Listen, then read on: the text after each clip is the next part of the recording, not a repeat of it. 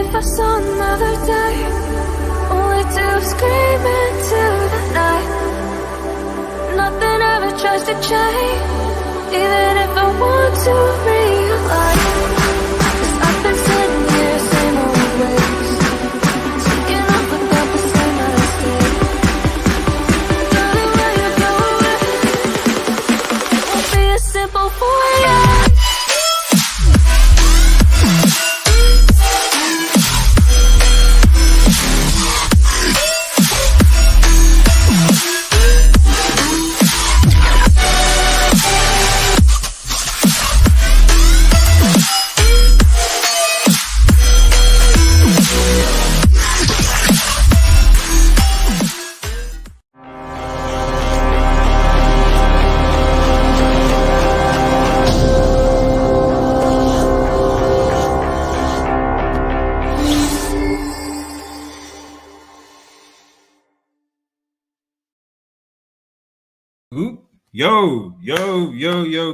Yo, guys, Old Man G here, back.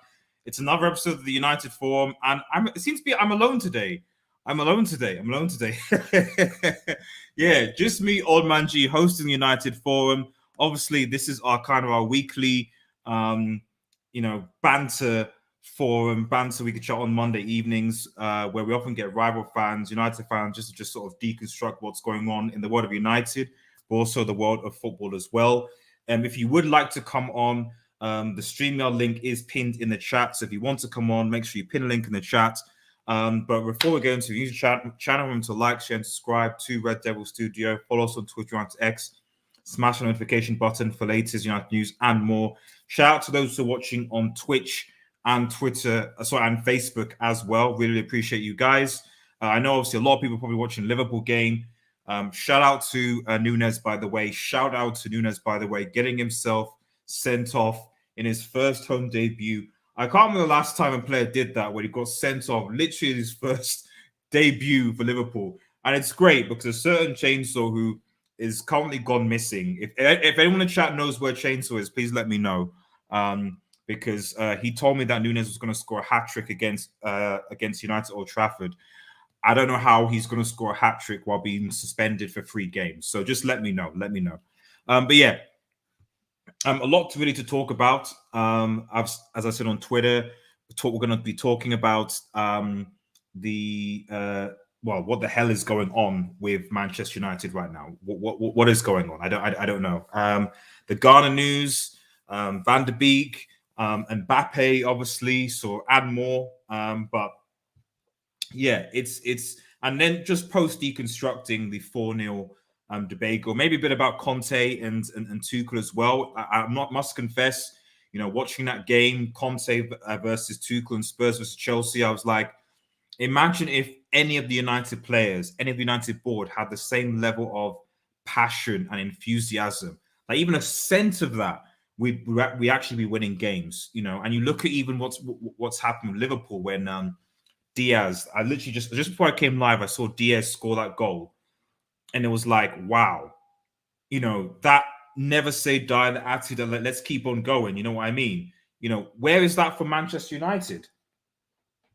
Where is that for Manchester United? Manchester United, we concede a goal and then we collapse. The confidence in those players, in that club, is just non-existent. It really, really, really is non-existent, Kikuru Kato says, is Dakuna signing legit? I've not seen, I'll be honest, because I saw that making the rounds just recently over the last hour or so on Talk Sport. Fabrizio Romano hasn't mentioned anything about it. I'm not gonna lie, guys. There's a lot of transfer stuff, news, and all the rest of it. These days, if I'm like certain, okay, let's see what Fabrizio says. So that's why the Ghana situation is interesting, because it was Fabrizio who drew my attention to the fact that United are prepared to sell Ghana, and personally, I'm disgusted by that, to be quite honest. Because we'll get into that. We'll get into that. Don't know. Wagwan, man. Thank you, bro. Long time no see. As always, man. Good to see you in chat. On top of that, just persevering over this godforsaken football club right now. Nice to see. Very good. Shout out to Sunrise as well, watching on Facebook. Yeah, the Nunez, the Nunez and the How. Well. As far as the Nunez and the How goes, How, although he flopped for City still won the game at the end of the day.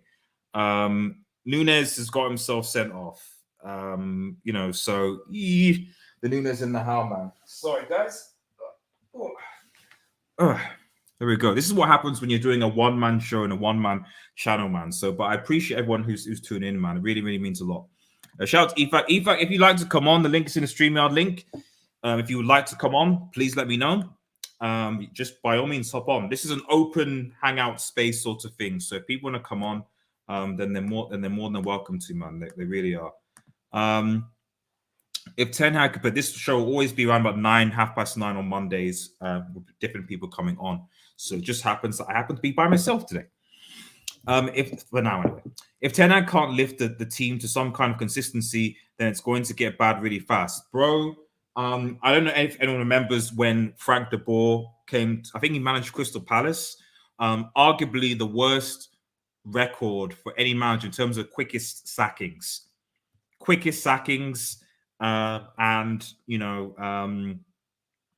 and poor. I think it was like 4 losses and 0. I think it was 4 losses, 0 goals scored, or something like that. And he was literally sacked in 4 games. There's a very strong possibility that Manchester United that Ten Hag could share that statistic. So I think in those 4 games, Palace had conceded, 10 or 11 goals. We're close to that. We are really close to that. I'm not counting that fluky own goal that was scored against Brighton. We've not scored a single goal from open play yet, because it's been 2 games. It's fine. But we've already conceded 6 goals already. And when United go to play Liverpool, it's going to be at least, I think we should forfeit personally, but it's going to be at least 4. It's going to be at least 4 against Liverpool Old Trafford. So, can we score against Liverpool? Doubtful. So it's quite possible that Manchester United could be in a situation where after 3 games, they could have scored 0 goals and conceded 10, 11. And then you're going into your 4th game and you're thinking, what happens if Ten Hag matches De Boer's record, who was obviously a Dutch coach? It's just something to think about. It is just something to think about. Bruh, in Tesco, and the Glazers must have shares in it because the shell's empty, recession is hitting hard. Bro, man. I mean, the only thing is, at least we're not Barcelona. At least not Barcelona Football Club, man. Barcelona Football Club are selling grass to raise funds. Grass and chocolate. So there you go. But yeah, the time's actually quite difficult right now. So guys, save as much as you can, especially if you're unattached. Save. Invest. Use your money wisely. It's important because difficult times are coming, man. Difficult times are coming. I might do after this. Yeah, I had a feeling a lot of people are watching the Liverpool game. But I couldn't delay this any further. So I was assuming some of the Liverpool fans might come on afterwards. Potentially, I'm waiting. I've sent Chainsaw a DM, so we'll see. Efak, thank you very much, bro. If you were selling Ghana, then this shows this is a well. Let's actually talk about that. Actually, let me just change this. Let's talk about Ghana. I'm gonna quickly find the Fabrizio Romano tweet because let's talk about Ghana. Now, I mean, maybe people in the chat can explain to me the lot. I'd like a reasonable answer or understanding as to why Manchester United are even considering selling James Ghana. A loan deal, I can understand. I can understand if we're going for a loan deal. If fine, whatever, just give him some game time. Okay, cool. But selling the dude, specifically if we're talking, this is the Fabrizio. Let's quickly just dissect the story, man. So this is Garner here. Okay, back in my position here. So James Garner has good chance to leave Manchester United in the next days. There are 3 to 4 Premier League clubs interested. Tottenham unlikely as things stand. His agents at Triple S, Kenneth Shebenstein back, are working on it. Talks ongoing.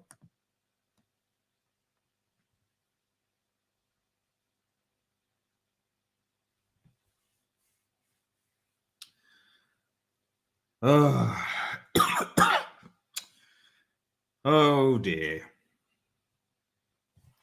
I don't understand personally. I don't understand. I really don't get it. I don't. I don't get it.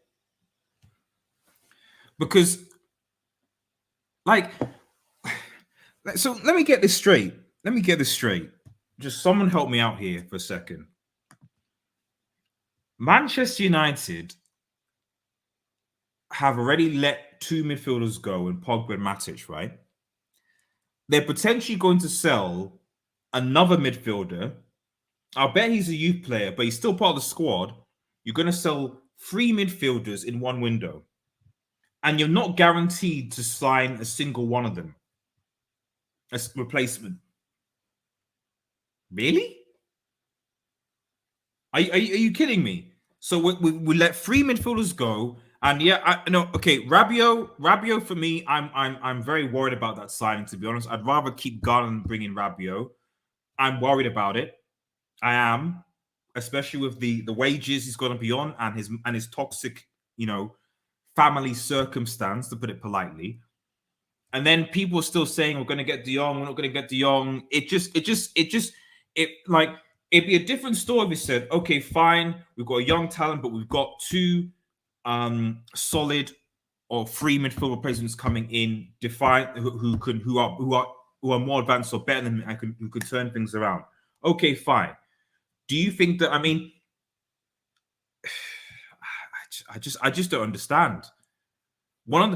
Garner is probably Manchester United's most promising talent coming up. In terms of a loan move, okay, fine. Even a loan with an option to buy, maybe. But my goodness, man. I mean, he's like Garner of all people going first when you have Phil Jones, you have Tuanzebe, you have Baye, you have Wan-Bissaka. Frankly, you could even add Luke Shaw and Maguire to those lists. Rashford even. Like, there are at least 11 players that I would sell ahead of Garner first. That have had their chances, that need to go, and Garner's definitely not like, right, yeah, you're definitely the player that should go. I just don't get that. I really do not understand that whatsoever. We need to back the manager, but his decision needs to be better. Yeah, I'm the first one to say this, that Ten Hag,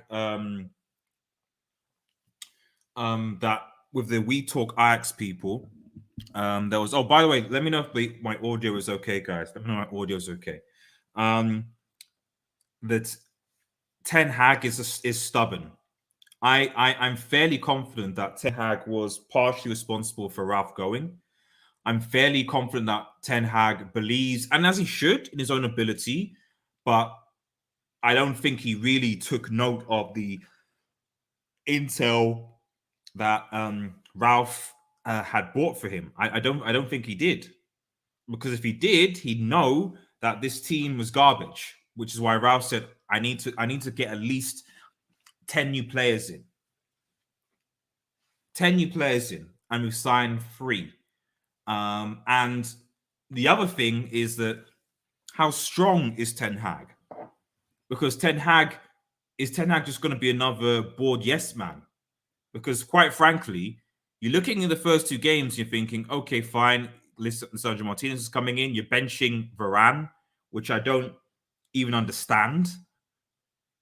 Bay's not there, okay, fine. I still think Varane and Bay would be our best defensive partnership, but you know what? Okay, fine, you go and do Lisandro Martinez and Maguire and still try and get Maguire. Fine, okay, whatever, okay, cool. Eriksen as a number 6. Not in the Premier League, I don't think. Serie A, sure. In the Premier League, nah, he doesn't have the legs. And then Malacia is probably the best out of all the signings. He's still back up to Shaw. Why is Luke Shaw starting? Literally, there's no reason for Shaw to start.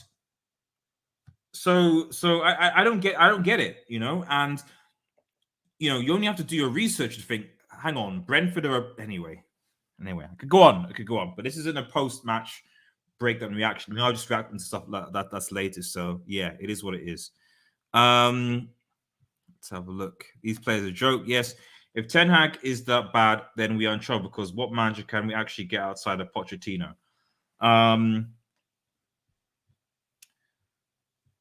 Zidane's not going to come to United, so he's out. Yeah, it's Poch. Poch would probably be the only manager. And is Poch an upgrade on Ten Hag? It depends on how stubborn Ten Hag is. Poch might be an equal upgrade over Ten Hag if Ten Hag doesn't adapt to the Premier League quickly, because at least Poch knows the Premier League. That's as far as it goes. And no, Poch will wait. I can't think of any others, or certainly any other managers that will want to work in a toxic environment known as the Glazers. Yeah, I cannot think of any that are available that are tiered. I can't. I mean, looking at this Liverpool game, I think in the last 5 minutes, 1-1. So basically, what we've established is that in 2 games in, City have already won a title. My goodness, man. Literally 2 games into the Premier League and City have already won the title. You know, Palace and Fulham, 2 draws, 2 points. United, 2 losses. City, 2 wins. So already, just already deepening it, already, not that United were ever in a title challenge, but already United are already 6 points behind Manchester City, and Liverpool are already 4 points behind Manchester City. And you have to you have to obviously build those up. There you go. You know, Arsenal, okay, at least the 6, and Spurs have their thing. So, but you know what I mean. Just banter club. And you think that this United team is going to beat Liverpool at Old Trafford? They're going to humiliate themselves. Like literally, if it was up to me, I'd say United fans globally on the world, don't go to Old Trafford and watch them play. Like, why would you want to go to Old Trafford and see this team humiliate themselves? Because it's clear that they don't care. McShite is the Fergie's love show, so United are cutting garnish. Everyone seems to love this McTominay guy. I don't get it. He's not good enough to play in Scotland's midfield. He plays as a centre-back. So why is he good enough to play in United's midfield? I mean, in fairness, Ten Hag did drop him, but he made, for me, the wrong decision of playing Fred. I've said Fred can't play as a number 6. He didn't use Fred. He used Eriksen there. You know, it's no. The balance in the team isn't good at all. Garner's better than most Manchester United players. I wouldn't disagree with that, to be honest. If Garner stays, should he be a regular starter? Personally, I think he should be the DM. Play a double pivots. Play a double pivot of, let's say, Garner, Van der Beek, and Eriksen. Try that. You know? Or Garner and Fred, or Garner and McTominay. But have him there. I personally do a double pit of Garner, Van der Beek, and Eriksen, and then see what happens. The only thing is the lack of physicality. That's why Fred is good. So maybe play Garner and Fred, and then Van der Beek or Eriksen. That's maybe what you do, in my personal opinion. Don't play Eriksen as a 6 in Serie A. Yes, you can play as a 6, but in the Premier League, no. And that's not, for me, he's not his best position anyway. Garner might need a loan in the PL, but we definitely shouldn't sell right now. Yeah, if you want to loan him out, then that's fine. Loan him back to. I thought what was going to happen was like loan him back to Nottingham Forest, and then Forest can have him for a year in the Premier League, keep them up, and then we can then use them, and then we can then use them later. But I don't understand. I literally don't understand what Manchester United's strategy is at all anymore. What their strategy is with young players, what their strategy is with recruitments, I've got no idea. It makes 0 sense. When you're now linked to signing freaking Arnautovic, this club is done. It's done. How are leaks still coming out? It's embarrassing to the players. Is disgusting because apparently the leaks, because Henderson isn't there, Pogba isn't there, Martial isn't there. So I don't understand because those were apparently the leaks. Lingard isn't there either. So if the leaks are from those players, but Lingard isn't at the club anymore, Pogba isn't at the club anymore, maybe Martial's I say, but Pogba's in the club. Henderson is on loan, the toxic players. So really, I can only think of, unless you think of disgruntled likes of maybe Bay, maybe Jones, maybe Martial, possibly. I don't know. I've got no idea. Manchester United, the players in Mino Rangnick. Man United, the players, they did do Rangnick dirty. I agree.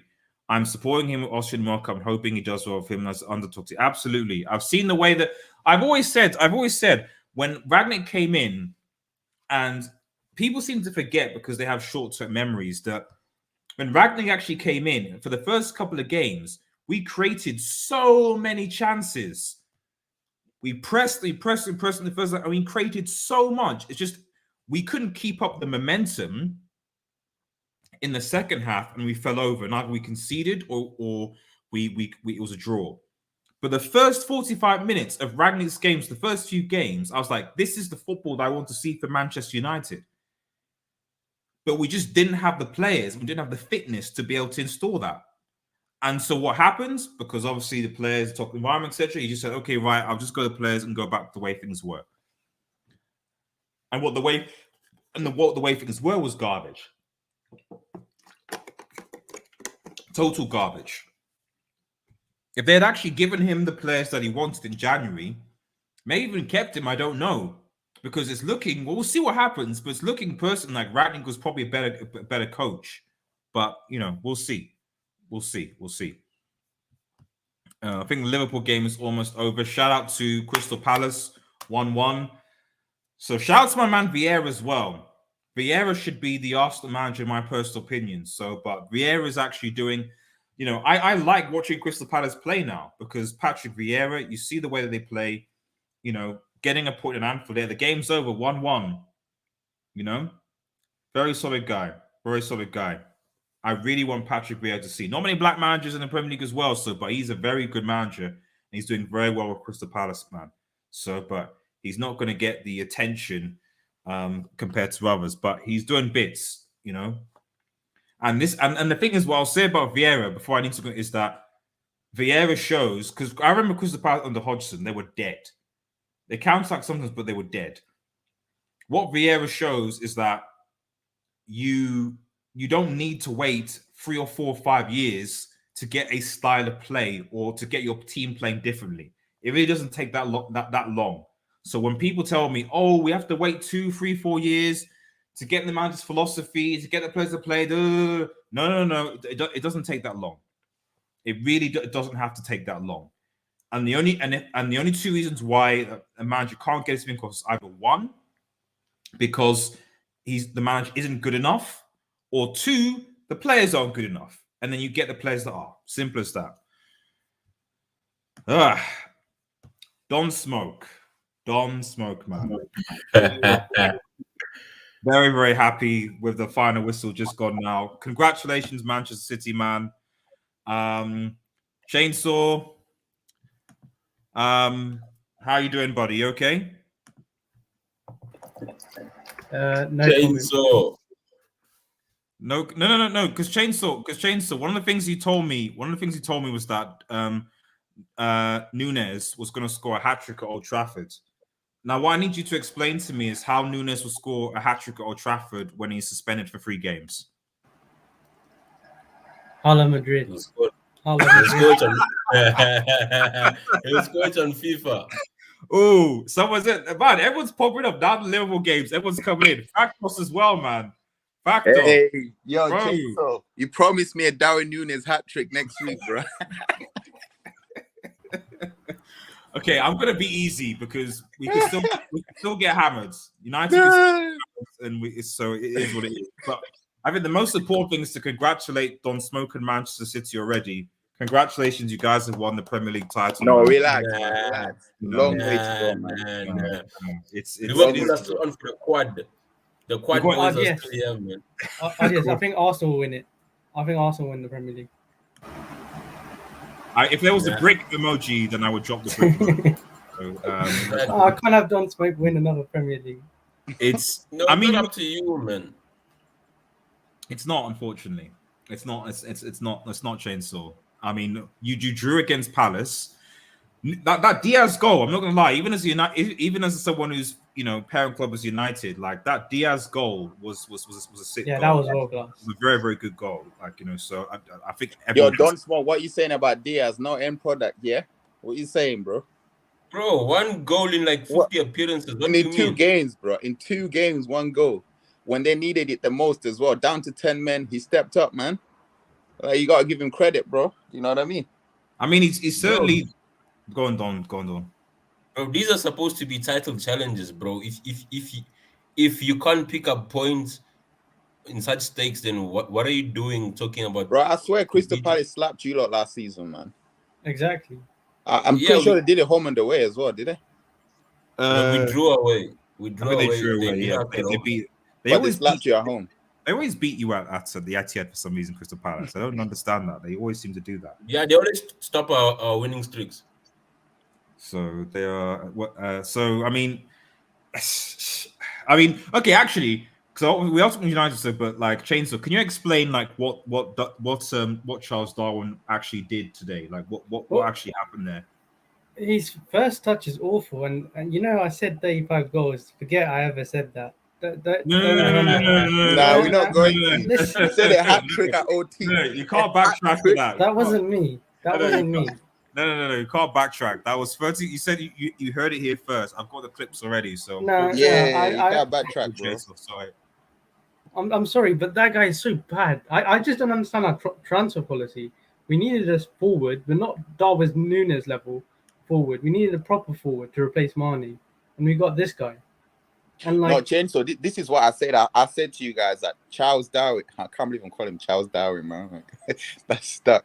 Darwin Núñez is going to have problem coming up against low block teams. I thought he would do well against big teams or teams that play a high line. So if he actually played at Old Trafford, he would have actually got a hat trick because we play a high line. no. Like, even the chances that he missed, bro, like I'm sure he kept miscuing shots. It wasn't a low block. It's just that he's not a good footballer. So when he got 2 golden opportunities, what did he do? He miskicked the ball. Yeah, he How do squandered you them. miskick Yeah. a ball No, but twice? Chainsaw, did you not say he'll outscore Haaland, man? That wasn't you me. did say That wasn't me. Are you sure? Man, I plead the fifth. I plead the fifth. Man, I It swear sounds- Haaland had 2 touches or something on Saturday. 2 touches, 1 assist. Bro, effectiveness to the core, bro. Nah. Let me Yes. quickly. Sorry, okay, Chainsaw. You go on. Let me read some comments, but go on. Go on. I'll tell you like the honest problem that we have. We need to sign one midfielder of a Jude Okay. Bellingham level, Okay. because our midfield we're starting with Milner, and we've got injuries to Jota, Firmino, Thiago, Matip, Kanate. We've got loads of injuries as well, but we just need another midfielder. How can we start with James Milner and Harvey Elliott as our main midfielders, and Fabinho's been in bad form as well. Chainsaw, you can't count Thiago, man. He's always injured after season. That's what I'm saying. His injury doesn't count. We need a Jude Bellingham type or Barella, like someone new in the What about midfield. Tillemans? What about Tillemans from Leicester? Even him. He's an upgrade on James Milner and Harvey Elliott. Now you need bigger asthma pumps, man. You know what I mean? You need to upgrade, man. You need to get the newest version. Man, what happened to the magic at Anfield, man? European nights. That's true. I mean, like, okay, let's be No, fair. it's a Monday night. game. It's the library, man. They did dominate Palace some much the game, Bro, they had like 30 shots but 4 on target. Yeah. Now, let's be true. real, man. Zaha could have had a hat trick, you know. Exactly. Could have. He But could have had you a know, hat trick. But Chainsaw, is this the Mane tax coming in? Because you guys, Chainsaw, you did What say did I say, man? I would say it's not the Mane tax. It's our transfer policy. It doesn't make sense. We just need a midfielder. Do you think if Mane was playing, Liverpool win that game? If we had Frankie De Jong, Bro. we would win this game. What? And honestly, he's an upgrade. We need a player like that. We need a midfielder like that. If we could steal it off Shit. Chelsea and United, Dan Dillon that would be perfect. confirmed Matthias Nunes to Wolves. Nah, he's going Wolves. Who is? Yeah, let me share the tweet, bro. That's an unexpected one. Who's going to Wolves? Sorry. Mateus Nunes, a midfielder from Sporting, Oh. the one Liverpool and City have been tracking. Oh. Bro, that's a buy and a half, That's a man. good. Yeah. Is that confirmed? Let me check. No, yeah, and Yeah. this guy normally he's like Fabricio's cousin. When he hasn't said done deal unless he's got some tap in. I mean, Fabrizio has said that just on Fabrizio, there's this. I think this is Mateus Cunha's agents of Atletico. I've been seeing that on the rounds. Fabrizio said it. There's been talks over a few days, but no agreement. Atletico want 50 million for the player, so I think there's the transfer window. Because wait, now what? How many? Is it 2 weeks till it's over? It must be less than 2 weeks. I think it's September. Yeah, 2 weeks. Yeah. It's But- 1st of September is deadline. Should I give you a mad stat? What's the match stat? What's the match stat, James? What's the match stat? Virgil's been at Liverpool for 5 years, Hmm. and he's not lost a game at Anfield. That is mad. But he's drew like 50, bro. No, we haven't drawn 50. What are you talking about? At Anfield. Yeah, bro. What you guys don't get is Liverpool don't lose the title because they lose. It's because you'll draw a lot. You'll draw more than us. Yeah, that's true. that is the main reason. That is the main reason. Let me quickly read some comments and we'll get into some more topics, specifically about Mbappe. Because I'm curious to what people's thoughts on Mbappe situation. Nunes won't be available for Monday. Yeah, exactly. Nunes is not playing. Gilberto needs to stop eating at McDonald's. Farmers League, is that the Premier League? Samasi? Efac Chainsaw promised us a treble, says Efac. Do you remember that Chainsaw? Yeah, treble? we're still winning That's a 5. quad. We're still winning 5. We're still winning 5. Still winning five. Okay. Ten Hag needs to make serious changes against Liverpool. This team can't play Ten Hag style. They need to defend deep against Liverpool like Crystal Palace. Then you can frustrate them, make it difficult for them. In theory, yes, but the thing about Ten Hag is he's a stubborn manager and he's not going to change. So don't expect that, I would say. RDS, so shout out to RDS. We are cooked this season. I think SB you're a Chelsea fan, if I recall. So you should still be fine. I'll bet, Tuchel tax. It looks like the Glazed are waiting until the money dries up before selling.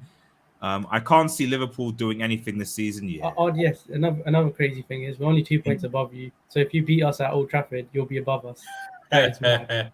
Yeah, I mean that's not happening though. That's not happening. Don't worry, Chainsaw. You'll get your 3 points out. I'm predicting a United win now. 3-1.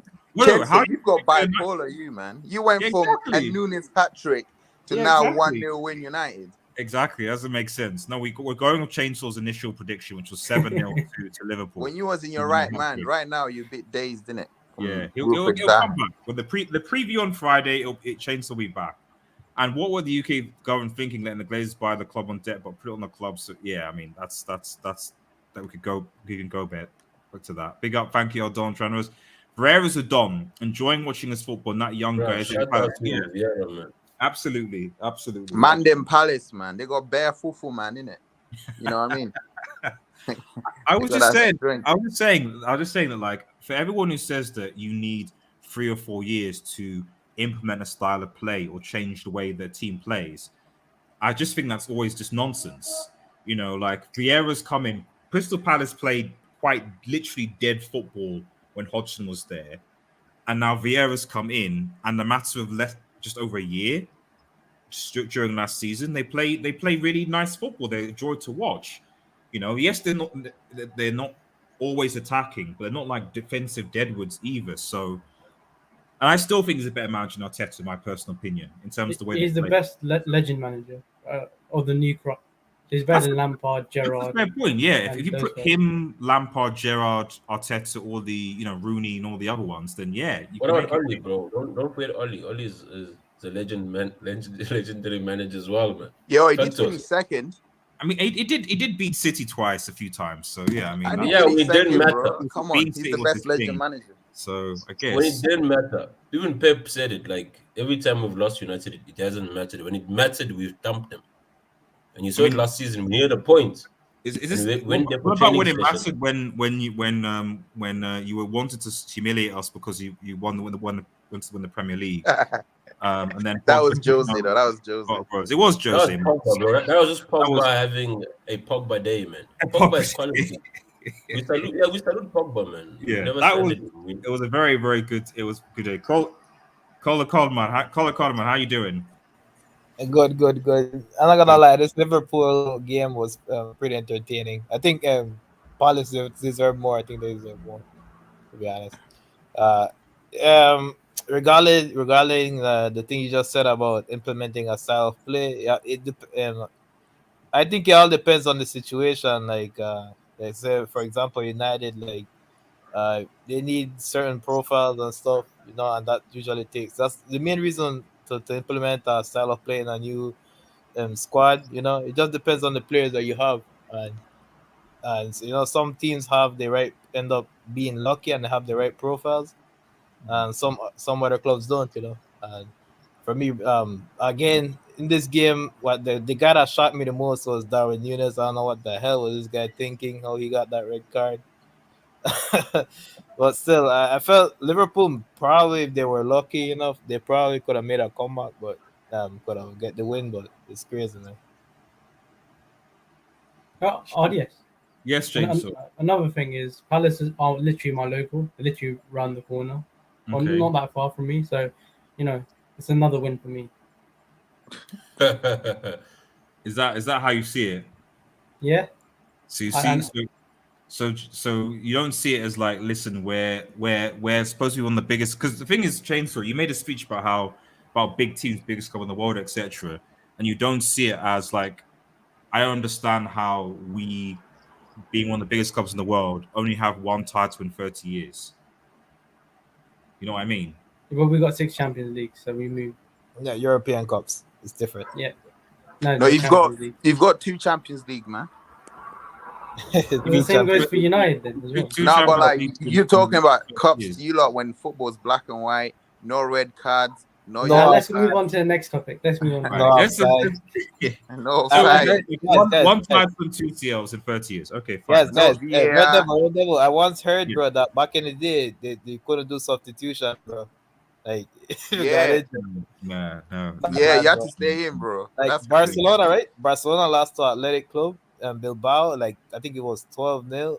And bro, back in the day, and that's because one of our key players, got a concussion and substitution. I'm sorry. You're a Barca fan, and your club's an absolute joke. So I'll be quiet for the next 2 years. Matter, my guy. I'm just stating the fact. I know my club is a. You might not be a club in 2 years, like the Bayern Munich CEO. We'll talk about Barcelona in a second. Actually, in fact, let's actually quickly move on, because I think one of the topics becoming over the weekend is everything that's going on with Mbappe at PSG, because apparently Mbappe now has beef with Neymar and Messi and what have you. So I don't know what people's thoughts are on the panel, guys, but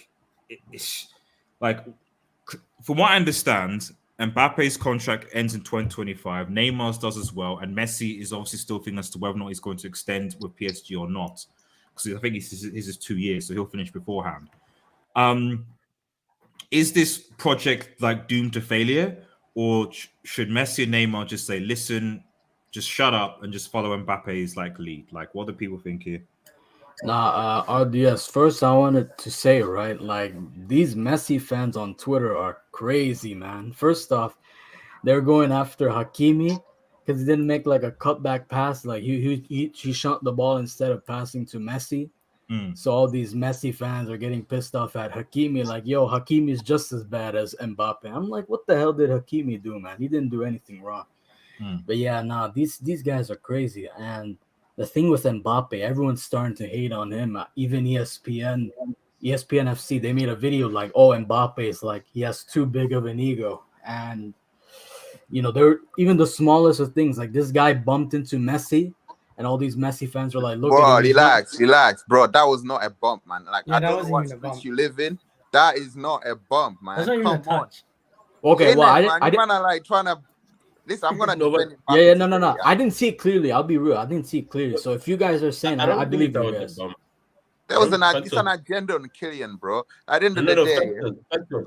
I don't think it's about the bump. It's more of the kid's mindset, right? Yeah. Man, how many? do you Bright- think in his head he wanted to bump Messi? Like, yo, I'm gonna No, walk no, and no, just no, bump no. Messi. No. I'm not talking about that. It's more like, okay, I'm gonna get this ball and I don't care what happens on my way to getting the ball, right? And so I'm saying it's the mindset behind the movement. But is that Forget a the bad bump. thing? Is that a bad thing though? No. Man, at the end of the day, no. What I'm listen to what I'm trying to say. No player is bigger than the game, right? We've seen it so many times whereby you have young prospects, right, who got into their heads and then because of the attitude they fell off. You understand? Yeah, but at the moment, Yeah. don't smoke. But Mbappe has been carrying this PSG team. Mhm. Like Messi, what did Messi do last season? He can't Nothing. talk to Mbappe in this team. This Bro, is like, Mbappe's team. don't smoke here. Neymar, Guys, bro. All I'm saying, bro, like with Mbappe, ever since he rejected Madrid, bro, like he's become one of the most hated players, bro. Like, I get the thing is with PSG, whatever was in that contract, it has to be fulfilled. I think the fact that they told him that they're gonna give him everything, he's gonna be the main guy. I don't really blame him, bro. And the thing is, bro, Nah, but- it is what it is. All these superstars that are in the team, like shit like this is gonna happen, Well, what I would say about that, yeah, is the only issue that I have about Mbappe was when Vitinha was on the ball and Mbappe was calling for it, and Yeah. he started walking backwards. Okay, I get it. Like if he stopped sprinting, but he started walking backwards, and then the ball gets flashed across the box. If he carried on running, he could have had a tapping at the far post. So that's the thing. That's the issue that I have with Kylian Mbappe. But when it comes to his ego, to his to so-called ego, like guys, listen, man, I'm a Manchester United fan, shamelessly, and I've seen a lot of mavericks at my club, like Cristiano Ronaldo. These guys who have super egos, who are very, very petulant. Like it's just in his nature. Like you said, don't smoke. The guy is just hungry for goals. And then what PSG have done is they've given him the biggest contract in football history for a reason. So you can't expect a man like that to be bowing down to the people that he's been carrying for the past 2 years. You get what I'm saying? Exactly. Give me the Okay, fucking ball, man. okay, Like, what the hell? Come on. We're talking about carrying. Let's be real. 2 years. I remember watching PSG's road to the that was Champions 3 years League ago. final. Sorry? That was 3 years ago. it's 3 seasons. Two. Yeah. It's That's 2020. It's 2020. Yes, it was 2 years ago, wasn't it? No, 2 years because ago. then Chelsea won it, and then Madrid won the Champions No, League no. after that. Yeah, Yes, it's 2 years. it went into the third Okay, season. fine. Okay, yeah, Chelsea. But No. even with that That's good. Champions League run, yeah, fam, there's bare asterisk on that Champions League run. For starters, Exactly. it was in neutral stadiums, one-off events. They It was didn't in have to August. pay away, and Mbappe Yeah. was injured. Even in that Atlanta game, the game changed when Mbappe got on the pitch, even though he had like no ankles left. You know what I mean? But Yo, put respect on triple moting, bro. Yeah, no, I'll factor. put respect on him, but like Kylian, I'm defending Kylian here because, like, at the end of the day, he's the king of Paris, and they all need to bow yes. down. If Neymar's at his Yeah, turn, but factors, Messi's at his factors, I'm turn, saying they need to factors. bow down and Yeah. worship the king. No, factors. I'm saying you're missing the point, right? Regarding the PSG thing, you must understand that there was more about ego than football, right? But that's not a bad thing, though. Wait, And no, you no, know, no, Cristiano audience, Cantona, bro, they had can I- egos. No, listen to what I'm trying to say to you, right? The Qatars were never gonna sell the brightest prospect. It was more of a statement, like, listen, if it's about money, we have it and we'll put whatever needs to be put in order for us to reach. Basically, you're gonna live on our terms. It was more like, okay, we're gonna sell him when we want to sell him, not when you want him. And something that was more of a statement than saying no. It could have been anyone. I don't know if you remember Verratti when Barca wanted Verratti to replace Xavi. Man, everything turned, and then But here's the thing: the Qatar, the country of Qatar, and the country of France, the President Macron, all bowed down to make sure that Kylian Mbappe stays in France and in I'm Paris. saying, You know what I'm saying? He is the king. No, factors. You're missing the politics behind. The thing is this: you're dealing with Ligue 1 and La Liga. Us transferring our biggest star, who is a France international, to a foreign league. Bro, as I'm saying, this is beyond football. Like, and as I'm saying, I know, but it could have been anyone.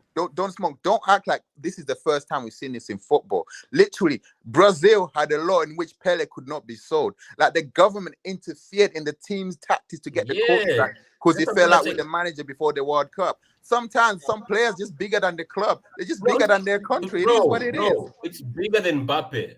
That's what I'm trying to explain to you. Yeah, it is what it is. No. Are you saying that Kylian Mbappe is bigger than PSG? 100%, 100%, without a shadow of a doubt. Just like Messi was bigger than Barcelona when he was there. This happens, man. It happens. Every generation. I like that. Okay.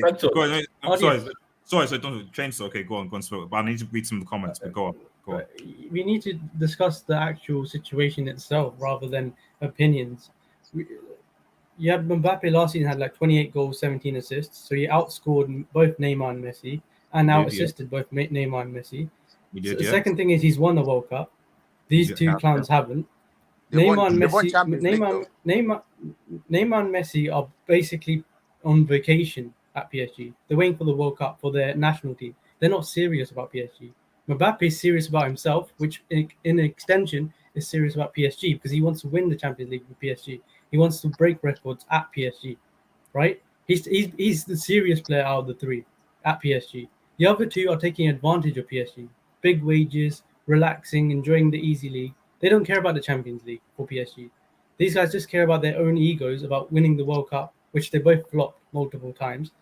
And the last time these two were relevant in the Champions League was 2015 when they won it. It's been many years since they last won the Champions League. So these guys aren't as valuable as Mbappe, simply based on age and potential that Mbappe has. He's more valuable than both of those two players. Those two players are coming near to the end of their career. Neymar said that he after the 22 World Cup, he's gonna basically give up. And Messi, we all know Messi's not going to last after a few years. So Mbappe is the king of Paris, king of France. Of course, he's going to have his... I'm saying, Shane, so I disagree with you. The thing is this. Mbappe's best chance of winning the Champions League is with Messi and Neymar. I disagree. I disagree as well. I disagree. Like, if the Qatari owners have any balls... Before you guys pop, Michael's just sort of come in. Obviously, Michael, Liverpool dropping points again. Before we go on, what you're like? Can you explain what Charles Darwin did? What Michael Henderson played good. Shut up, Chainsaw. I'm not taking any shit today, man. We played fucking garbage today. I mean, honestly, we're just cross spam FC. No creativity down the middle. Absolutely none. It was absolutely putrid from Liverpool. Look, you could see what Anderson was trying to do. He was trying to rile up Darwin Núñez. He knew he's South American. You see it from South Americans all the time. You get a little bit in their head, and they just boil over. That's all you need to do. You antagonize them, and it's done. I've seen it so many times with South American players. Same with Suarez, Neymar, Ronaldinho. You look at Ronaldo. I mean, there's so many examples. And look, Darwin Núñez lost his head, and Klopp is going to absolutely... rip him apart in the locker room. I mean, look, that was just a terrible performance. I'm glad we enjoyed the game. What, Chainsaw? Who do you blame more right now, FSG or Klopp? Oh, Klopp. Well, for the transfers, both, but more Klopp. But then Klopp is for the tactics because we have zero tactics at the moment. Yeah, one-dimensional, one system. Yeah, that's all we are. We have no creativity down the middle. So does Pep. He's got one system, 4-3-3, all day, every day. No. But look at how he now evolves Haaland into the game. All the passage of passes go down the middle compared to where Man City used to play it out wide and get low crosses in. Nowadays, he's kind of varied it this season. Exactly. I'm saying that. And guess what, Faktos? Klopp has done absolutely nothing. Zero. No, Faktos. No, we can't. No, man. No, because Faktos, this team has to be winning a trophy and challenging for the Premier League. Do you know you should send in the smoke to? And I've got a better bone to pick with you because listen, man. Like right now, I'm not feeling. Relax. Need to relax. I'm not feeling. I've got a bit of hatred for Americans right now, bro. Obviously, my club has got Why? Because the American Glazers.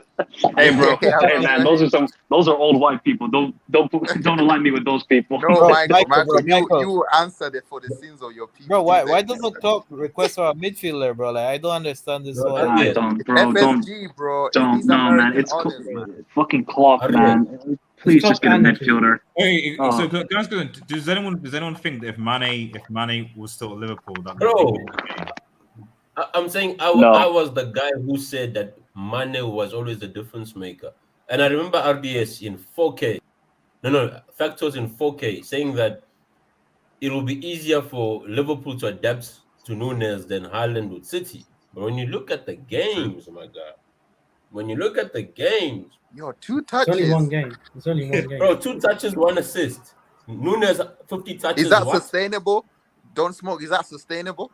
2 touches. Bro, where have you been for the past 4 seasons? I've watched a Man City game, to be honest, and I don't think Haaland was on a detriment to his side.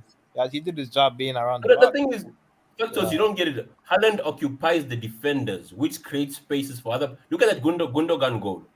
Without Haaland, he doesn't score that. Because why? There's 2 defenders marking Haaland, which creates a Listen, bro, free run. Listen, don't smoke. I watched Liverpool's game today. They weren't good. But like in the times that I've seen Darwin Núñez play against Fulham, especially when he came off the bench against Man City, like you can tell that he's causing problems. But when they come up against low blocks, it's very hard for, you know what I mean? Because they got 3 centre backs anyway. So No, fuck those. We have always struggled. Klopp always struggles against a 5 in the back formation. Every time he faces one, he doesn't know what to do. He just thinks, oh, let me just cross it because I have a big striker, or I can play through Mane, that it will work. It doesn't work like that. You have to play down the middle against a 5 in the back formation. But Klopp doesn't seem to realize that, man.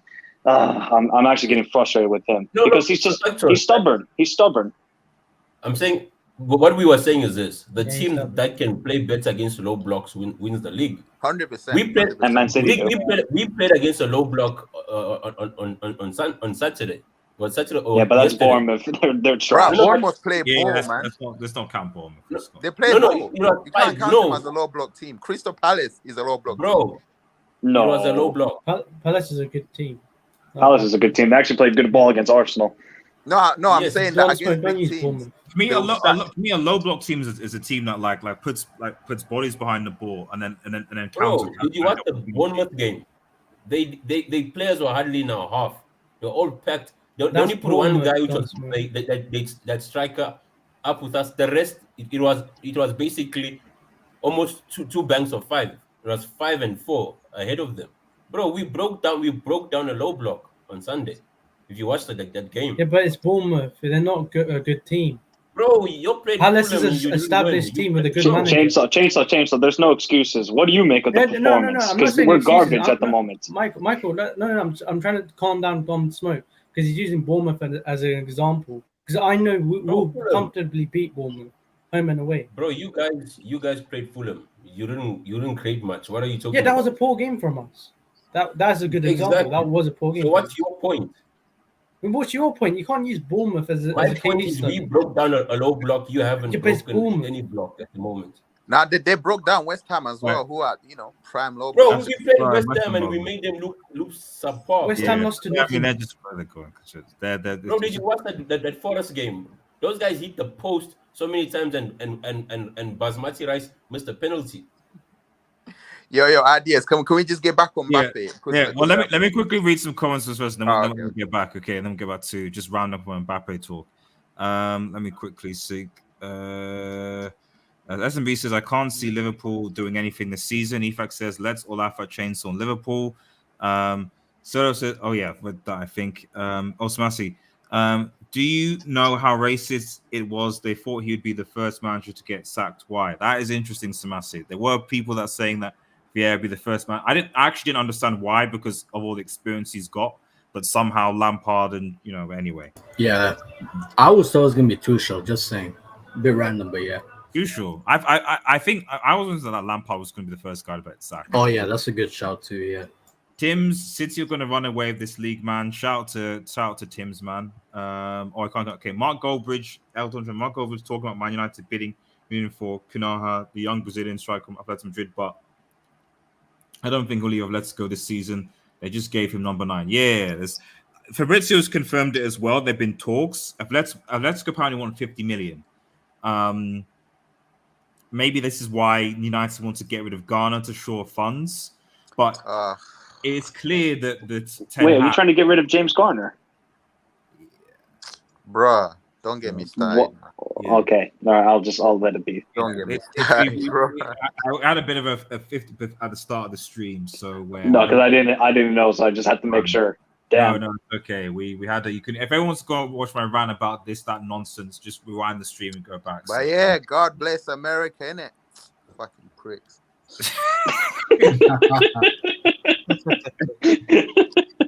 SFB says, "Don't smoke. Where's your UCL?" That's a very good question, Don. That's a very good question. Yeah, that's a good question. But it is what it is. King Stash, yo, man, hope you're doing well, buddy. Big up RDS and the panels, Eddie. I wish I could enjoy Liverpool's draw tonight a bit more, but United keeps coming back into my thoughts. Just go on loan, Eddie. Just go on loan. That's what we're doing now. Esper, I don't want to see Nat Phillips. Oh, he's a Liverpool fan, actually. I thought it was Chelsea. I don't want to see Nat Phillips again. In fact, Darwin Noodles is getting cooked on the timeline on TR. He is. If you go on Twitter, there's a lot of Charles Darwin evolution memes and stuff like that going around. It's bad. Low Virgil will be losing at home soon. You guys have low confidence right now. Where's that guy saying Starwin Nunes?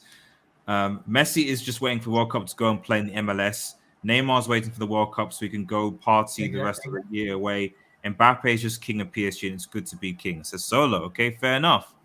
Mbappe is the king in the French league. This reminds me of a Lion King, innit? Simba when he's singing, I just can't wait to be. That's Mbappe, man. These man don't want to give him the throne, man. Neymar is Scar, and Messi is who's Scar's. I can't remember who was Scar's friend. Them hyenas, innit? Yeah, the hyenas. Let Mbappe on the throne, man. You know what I mean? I think this Mbappe Neymar situation will be settled if you have ever gone into a locker room or know some guys who want pro fights happen more often than people think. Oh, yeah, of course. But Mbappe is not going to be able to hold himself in a fight against those guys. Let's just comments. Ronaldinho says Box Mbappe has a bad attitude, isn't a maverick vibe. I mean, comes across like a petulant child. Ronaldinho would skill up players, plus know he was better than everyone, yet he had a good aura and charisma.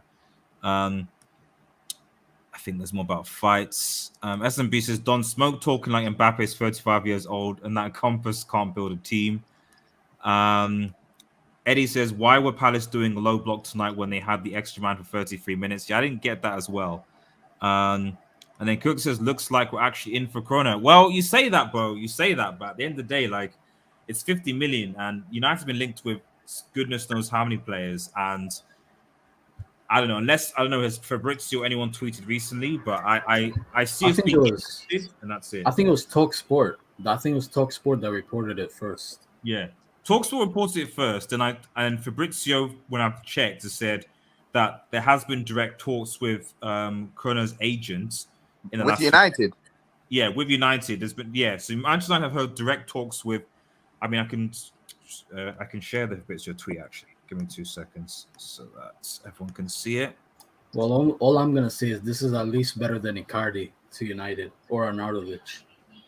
Oh yeah, the Arnautovic thing was the United board trolling. Yeah, for real, man. Must have been trolling. But yeah, so this is from Fabrizio. United had direct talks with Matheus Cunha's agents, as with many others in the last few days. No agreement reached with Atletico Madrid as things stand. Atletico want more than 50 million euros to sell Cunha this summer. I mean, 50 million euros, isn't that's the equivalent of what? 40 something. 45 sterling for a striker, for forward? Is he actually a good striker? I've seen him before. He can play both striker and winger, midfielder, and also winger. Yeah, so he's quite versatile. But I think I've seen him a bit at Berlin because he was at the Bundesliga before Atletico Madrid. He was a lot better there. I mean, he wasn't bad at La Liga. He was good last season for Atletico. I just think his issue, how do I say it? I guess he's just not clinical enough, maybe. That was like my first reaction when I first saw him.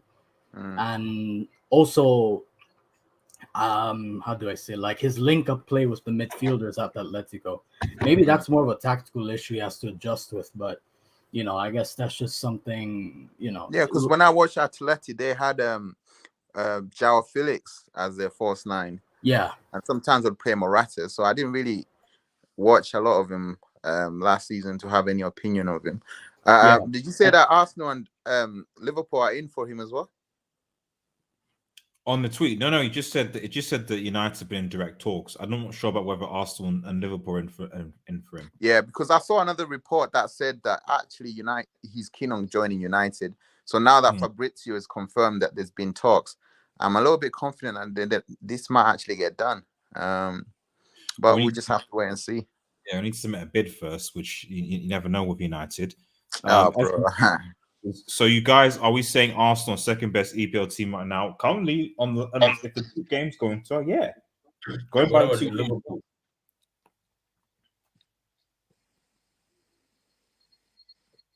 I mean, does the silence speak for itself? I don't know. It's only 2 games. I mean, it's so early in the season. Of course. You can't say. So reactionary. I will say something if somehow United beat Liverpool at Old Trafford. Then I will say something. If that happens, then Klopp's job's on the line. Yes. Whoa. Chainsaw, bro, what the heck? You can't lose to United. I'm sorry, you can't lose. Yeah, you can't lose to United, but you're what you've been smoking, bro. Wait. So let me. Wait, Michael. Wait. One thing. If Klopp loses to Ten Hag's United at Old Trafford, are you saying you're Klopp out? No. Let me clarify, okay? If he loses to this United team, right? If he loses, then his job's on the line. That means I'm not Klopp out, but I'm not Klopp in. So I'm in the middle. What does that mean? What does that mean? What does that mean? Still on, man. You have a Klopp in or Klopp out. Just stop, please, man. So no, Michael, what would your reaction be if we lose to this United? Well, of course I'll be pissed off, but you can't be. I'm not Klopp in, I'm not Klopp out, so I'm just gonna sit on the fence and just be a guy who maybe is Klopp out. Come on, man. If we lose to United, we're not winning the league. Of course not, but you can't just be. Where would we be without Klopp? Please tell me. That doesn't matter. That guy's and I want to ask you, Chainsaw, and I want to ask you, then who would you get as manager? You want to get Sam Allardyce in? All right. There's plenty of managers out there. Oli's available. Pochettino. Please do not let me get Pochettino. I will definitely go on loan, man. I'll go on loan to Bodo Glimt. I hear, what is it? I hear Ten Hag made Manchester United run 13.8 kilometers a day, the same amount Brentford ran during the game. Is that true? Yeah. About that's true. Yeah, that's true. It's true, man. Because basically, Brentford run 13.8 kilometers more than United as a team. So he made every individual player do that in the heat. They were supposed to have a day off on Sunday. He said, "No, you gotta come in was that as punishment? Because I don't see why running up and down is gonna help you become a better. It's more of a discipline thing, isn't it? Do you know what I mean? Yeah. I mean, this is the thing. That's why whatever you say about the one thing you can say is that forget about the board, forget about tactics, forget about, and this is all the managers and stuff like that. That shouldn't affect how much you actually run, like at all. Like if you like the amount that you cover, whether that's trying to close people down, etc., that is something that is always on the individual player. Because it's like, oh, I can't be bothered to track back, or I can't be bothered to press that person, or I can't be bothered to, etc. That is not on the Glazers as much as I hear, and that's not on the managers, whether that's Ten Hag, Oli, Mourinho, etc. That is on the individual players that can't be bothered. You can't have a situation where teams that have just been promoted, or lower teams that don't have the same facilities, physio, diet, etc. Those players are fitter and running faster than you. That's you've got the physios, you've got the equipment, you've got the money, you've got all that sort of stuff like that. There's no excuse for you not outrunning, or at least it being close compared to those teams. That it doesn't make sense to me. Ariel, I knew the season would be long when Charles Darwin removed his jersey in that Community Shield.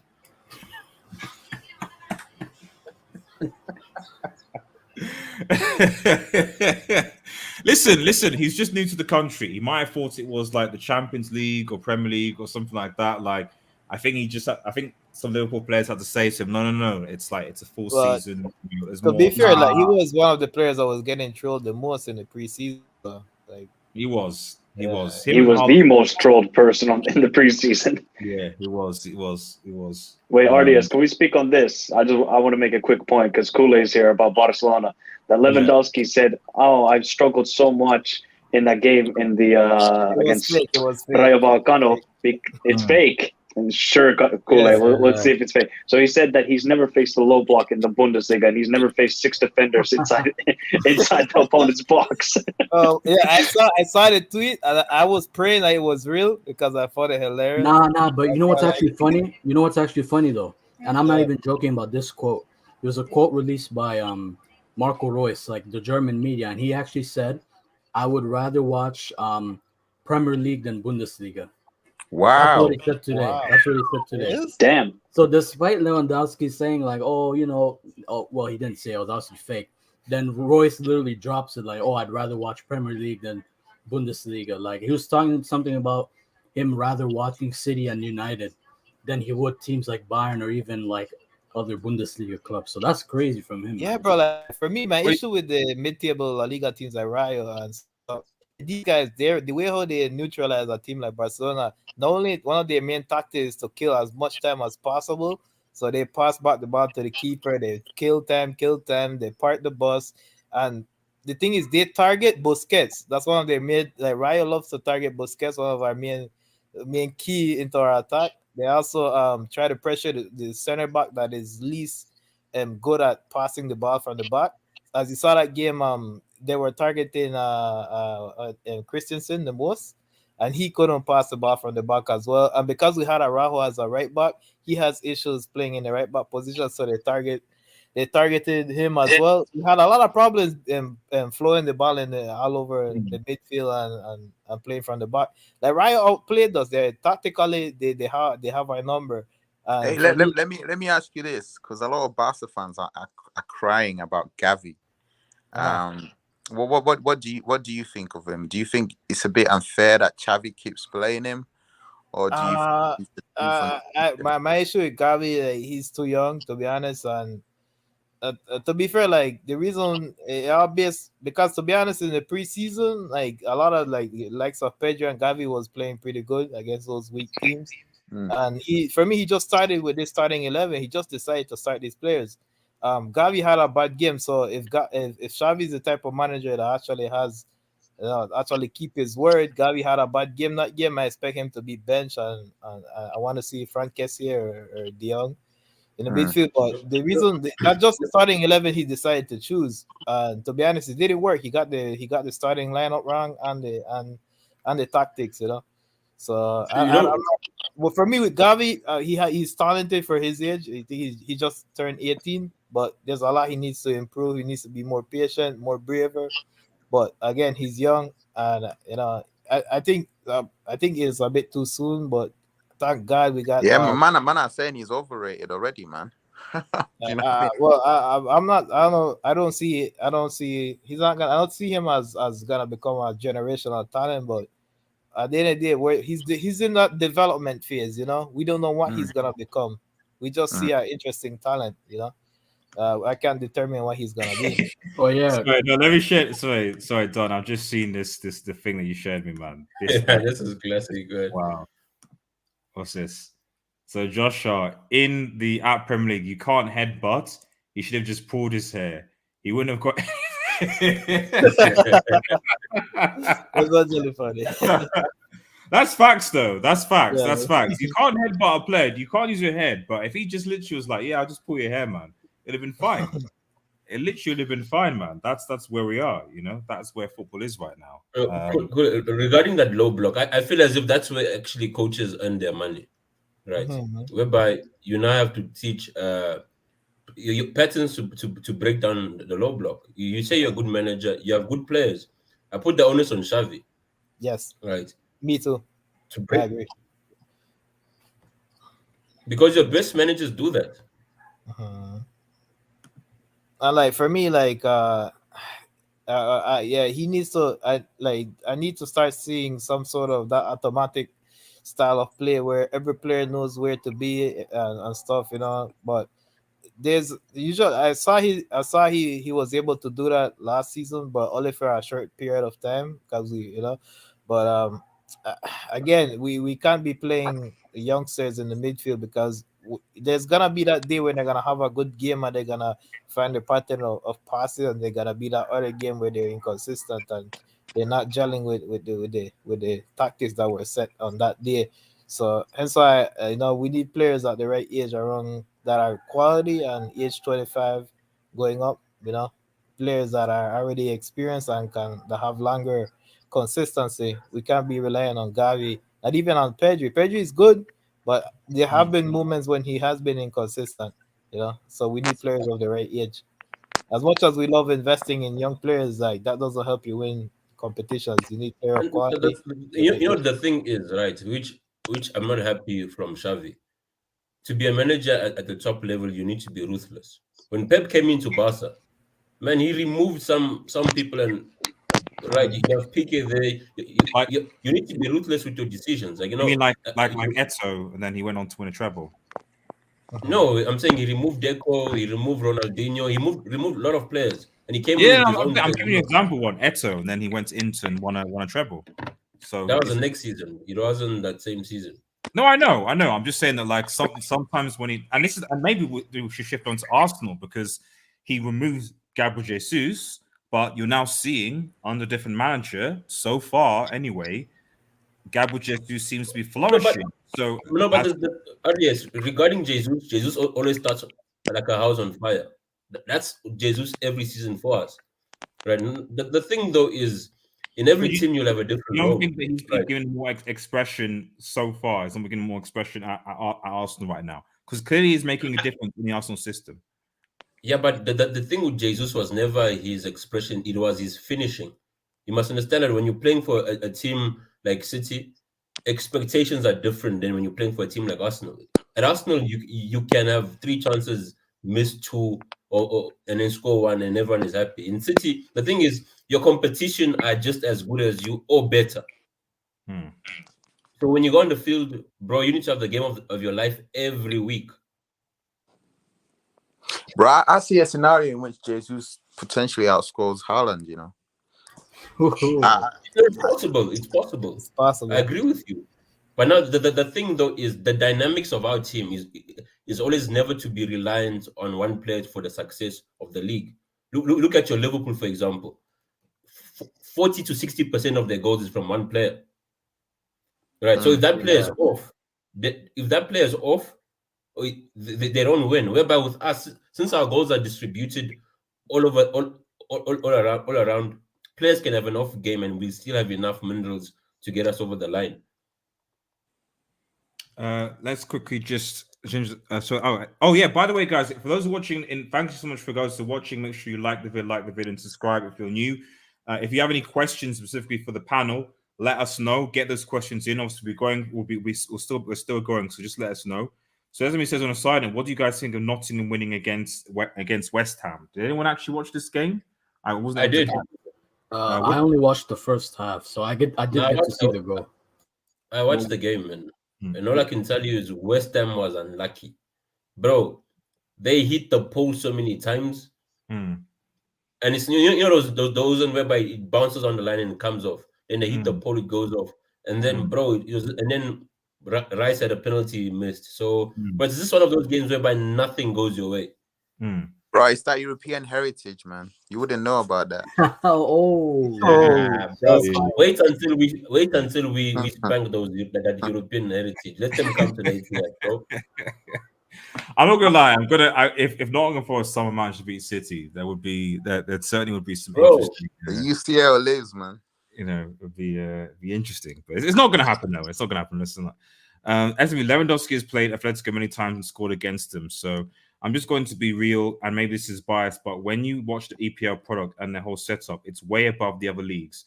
Yesterday, Real Madrid game was a bit not watchable. I mean, I did watch it. I mean, I disagree, man. That Real Madrid game was good, man. Vinny, jeez. Yeah, I think there's more I think what to he's talking about is more about presentation as opposed to just the actual technical aspects of the game. Clearly, Liga technically is superior, but I think the presentation of the football to the consumer is better in the Premier League. That's maybe what I would say. RDS, I was going to say two things.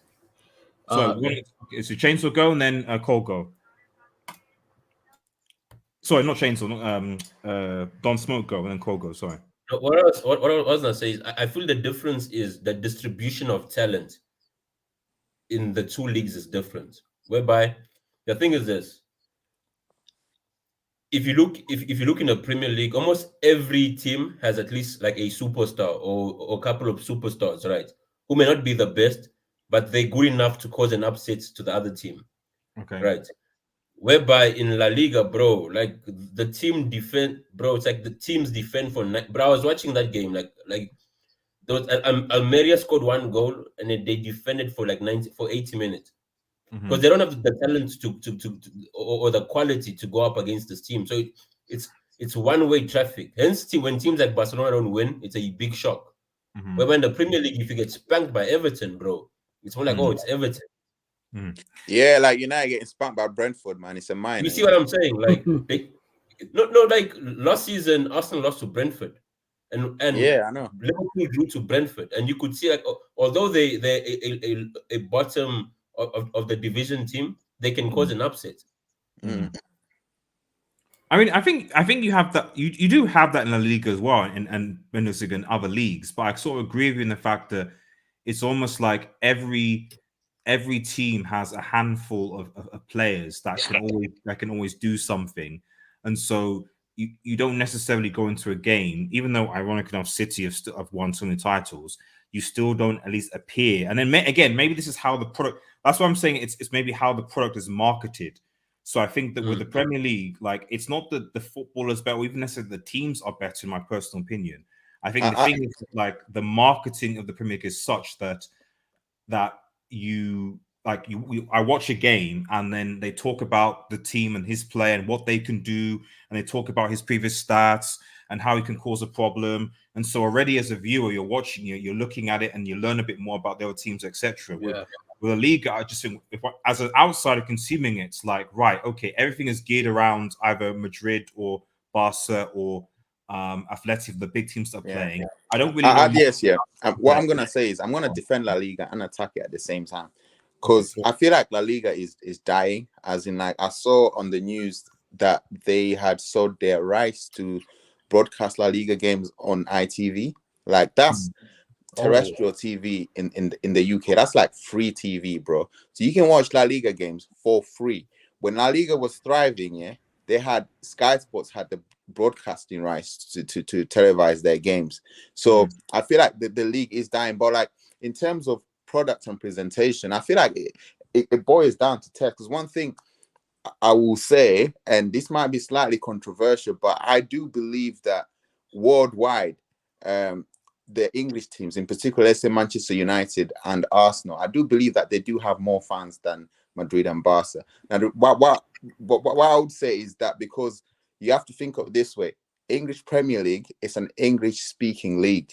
How many countries in the world either have English as a first language or the second language? Like, I'll be honest with you, when I grew up in my home country, Malawi, I left when I was 12 years old. I never heard of Real Madrid or Barcelona. And I'm pretty sure if I was to go back now, for every one Barca fan, there'll be like 4 or 5 Arsenal fans or 4 or 5 United fans or even Chelsea fans. So I feel like to us, of course, the Premier League appeals to us because it's in English. We know the commentators. Can you tell me a commentator, a Spanish commentator or La Liga commentator? Can you tell me a La Liga pundit? Like, I don't even know what these guys say in their post-match interviews. I have to wait for Twitter to translate it for me and that sort of thing. So it's very hard to connect to that league. So we just watch the classicals and the big games, and we're not going to watch Osasuna versus Rayo Vallecano or whatever.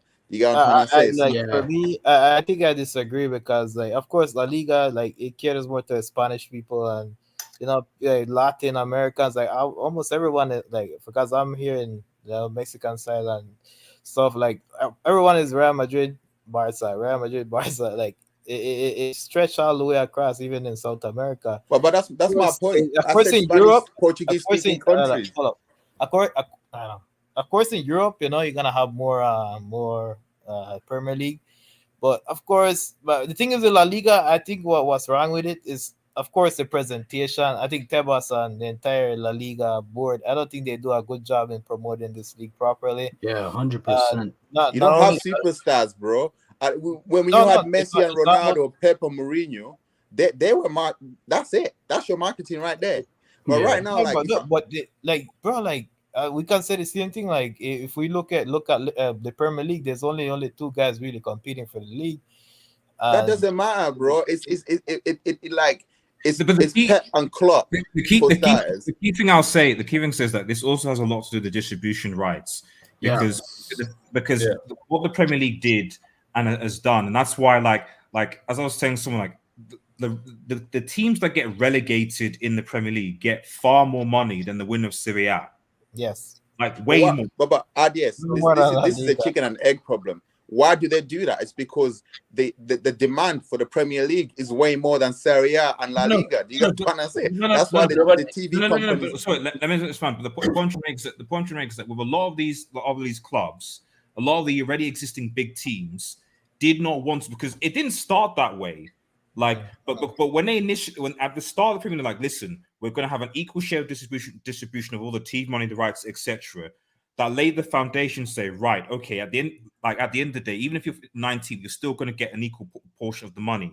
That money, therefore, then could be reinvested in players and stadiums and all the rest of it. So that you look at teams like like Leeds or like Brentford, etc., can take the Premier League money. Even teams that drop into the Championship. If you've noticed, you're getting a lot of ex-Premier League teams that come back and forth because they're taking that Premier League money, reinvesting it, and basically dominating the Championship and coming back up.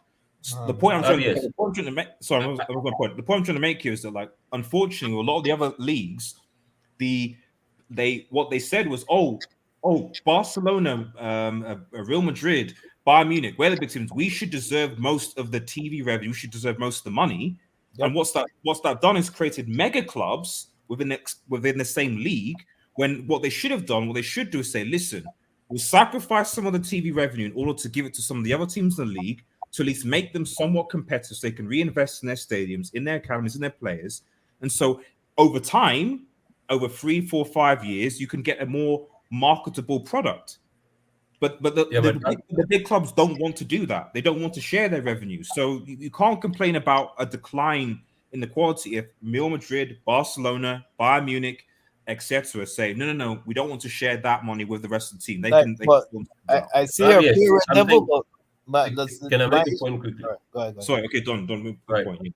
I agree with factors in the sense that it comes down to demand, right? Demand is the first thing. I'll give an example, right? You see here in Africa we have DSTV, right? DSTV.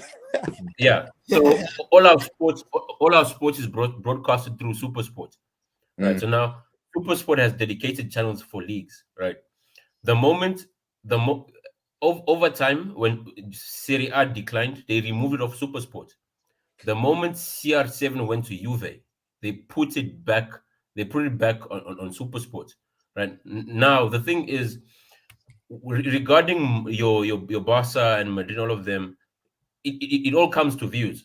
Majority of the viewed games on La Liga TV on SuperSport, it's your Clásicos or matches where Barca and Madrid are playing. Whereby with these other teams, some games they don't even show them because no one watches them. Right, so whereby the Championship of the Premier League gets broadcasted on SuperSport, right? That's how. Because the thing is this, bro. The championship. Yes. Nah. Yes. I'm telling you, I can watch when Burnley was playing Watford. Bro, Burnley was playing Watford. Like I'm saying, you can see your champion. Because why? These teams that go down, they still have, and it could be a recency bias thing, right? They still have fans who were watching it previous season, and they would watch it the next season. So eventually, over time, yes. But also those clubs, and this is what I'm saying. I'm not disagreeing with you. I agree with you. But what I'm saying is that all started from the money, the way the Premier was structured. So a lot of all those teams, those players, you don't. Yes. Do you know what's even crazy? Barca and Madrid, like you said, they have the lion's share of the TV revenues from La Liga, right? More than everybody else. They in all the pie. United, Chelsea, Man City, Liverpool, they have to share that pie equally. Yeah. And yet, at the end of the day, they still make similar revenues to Barca and Madrid. So imagine if these big Premier League clubs, I think Barcelona, Real Madrid makes more revenue than almost everyone. I know Barca make more, but the difference isn't that much. Do you get what I'm trying to say? The difference is not. It's not much in it. My issue with La Liga as well, bro, and it's not only the revenue that is being that they get, but it's the way how the president and some of the rules that they have actually is killing teams. Like, look at Real Betis; these guys can't register their players. You see how Barcelona had to sell some of their assets to get players and register. Like, it's that salary cap. Real Betis is gonna have to do the same thing to register their players, sell some of their assets. But to me, it makes sense though. Like, sorry, let me just quickly do some comments. And I'll get back to the point. Adios. I have to head off shortly anyway, but I'll catch you guys on the next one. Yeah. Peace. Come to later. the Liverpool preview so that you can defend your team. Yeah, 100%. I will. Okay, I'm on loan to Madrid, so you have to defend your team. Right. Peace back to us, man. Take care, man. Peace. Right. Okay. Okay. Done that. Okay. Barca is rushing Gavi's development. Preseason is preseason. Zoinks is I might have to Ray Charles this whole thing because it's looking peak. Luca, big up to Luca, man. Support him as well on his channel as well. But guys, Efak says Xavi is overrated. Somebody says Xavi is going to struggle against a great tactician like a Tuchel or Conte. Play out to the wings and crossing the box isn't going to work. People say Busquets is still great midfielder. I'm sorry, he is a liability to me. This is why I was shocked over this whole J5 and Kovacic versus Busquets and debate on HH's channel. I mean, I think Busquets should have retired at least 4 or 5 years ago, but that's my opinion, bro. No disrespect, Cole. I mean, it's just no. I agree with you, RDS. You know what the issue is actually?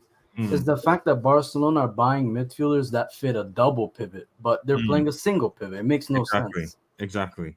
No, but we haven't, like, the midfielders we purchased was under Bartomeu, and that was Frankie de Jong.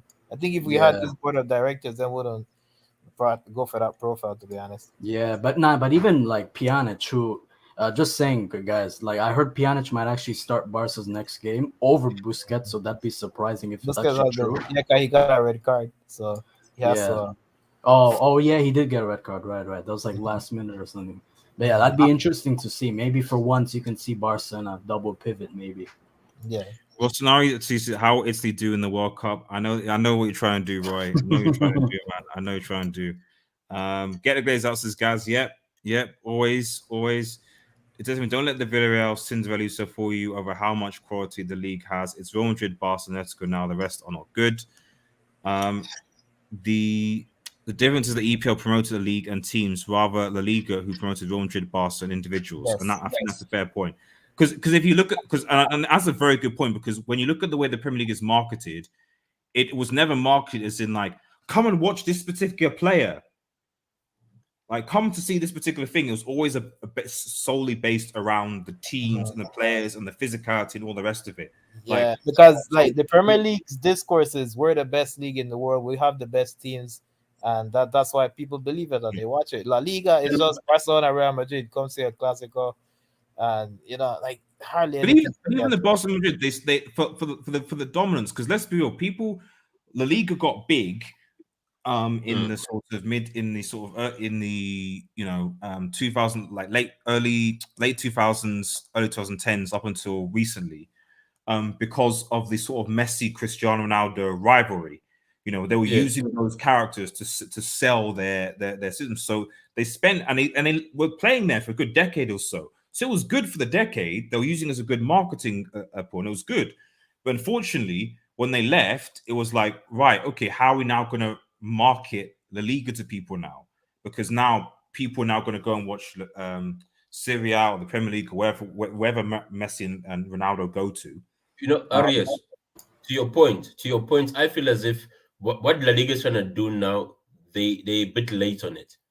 Had they done this when they were at their peak, there would have been more money to go around, to be distributed, whereby other teams can also get stronger and be able to compete.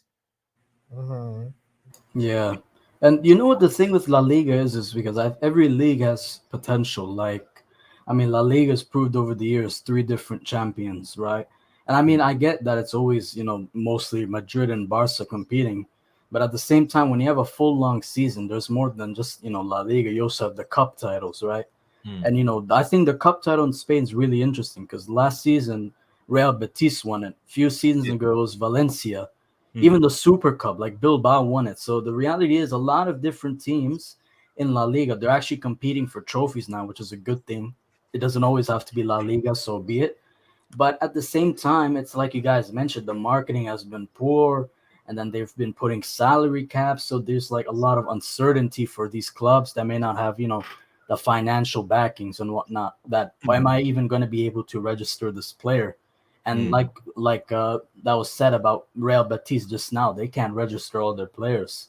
And same with Barcelona. I don't know what the update is on like Kunde and all those guys, but yeah, it's not looking good. I think they're able to register all of them, bar Kunde. I think Kunde is one they still can't register. Yeah. Yeah, well, he should be registered like in time before the next game. Okay. Even if we register him, he wasn't gonna be available because he wasn't fully fit. Fine.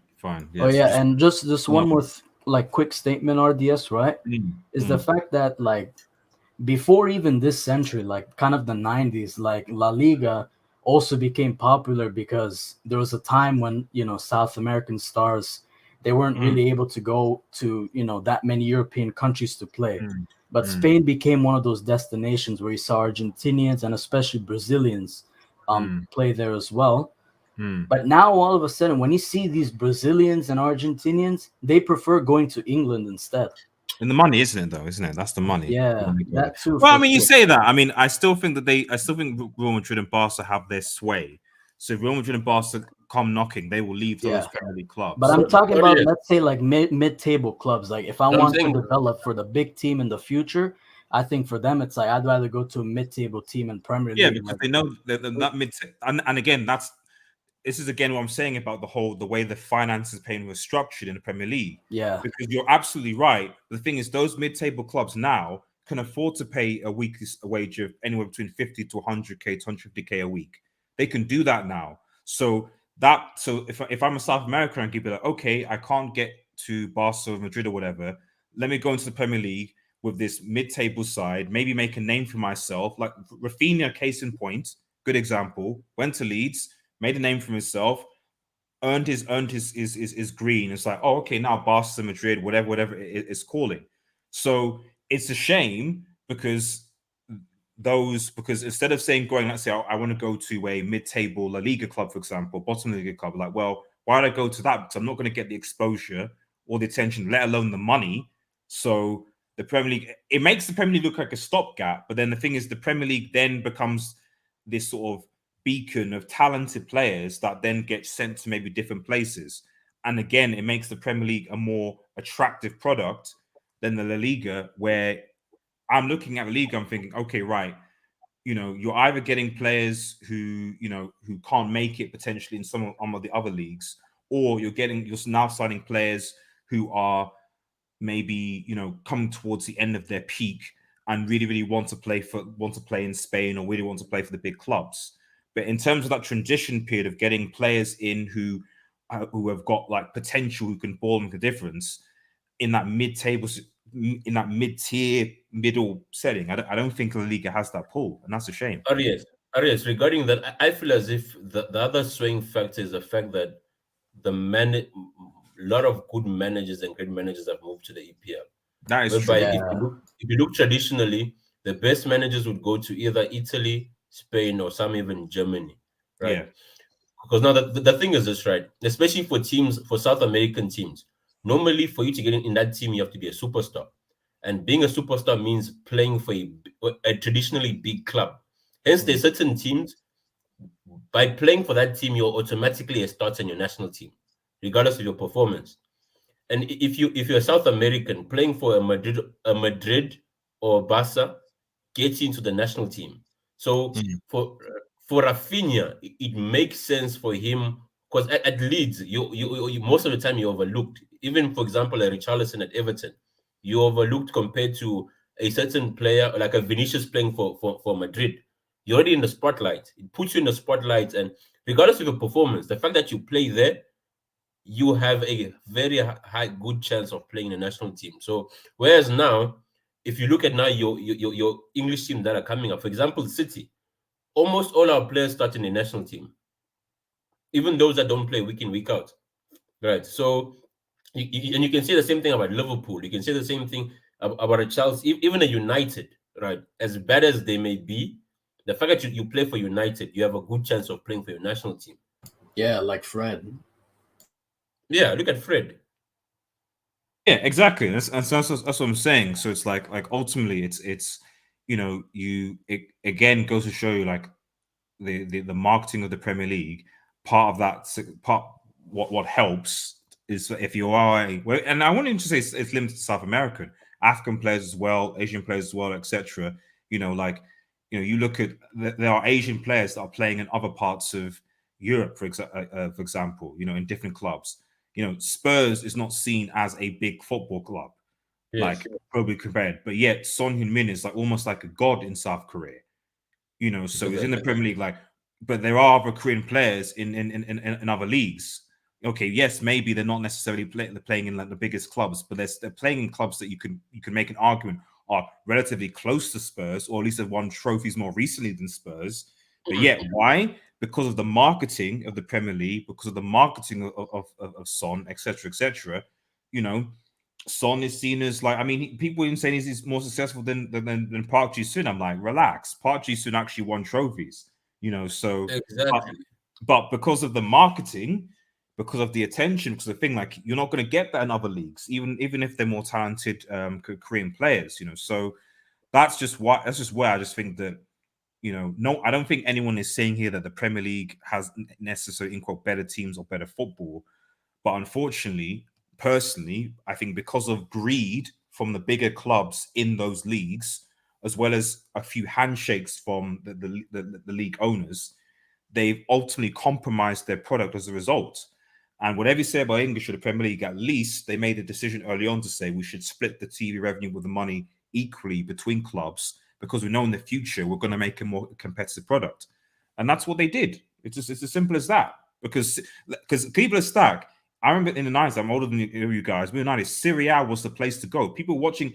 So anything say, oh, English people. No. England people are watching football, watching Serie A. Watch Serie A in the 90s, bro. Everyone was watching, even in England, everyone was watching Serie A. It was like the Premier League was in its infancy. It was doing a few things. It was okay. So with British football, Serie A was the if you want to be in football, Serie A was what people were watching. But what happened? Money, greed, corruption, all the rest of it, like they didn't, and the product faltered, So, it's gonna. Even the Portuguese league. I remember there was a time where the Portuguese league was strong, man. Yeah. So it's not that it's not possible. Shouts as we're going. Actually, we'll probably round up. Actually, so Football says, Manuel Pellegrini quote: "He did coach at City and West Ham too. Maybe." Yeah. So it's a link to the quote. My bad. I see. Have a look. Yeah, and like this is the thing. You have these managers, and I guess after like Luis Enrique left Barca for the national team of Spain. And it's like, that was mentioned. The quality of managers, I don't think the quality has necessarily gone down. But, I mean, you look at this. He says La Liga is the slowest league in Europe with the least amount of actual football.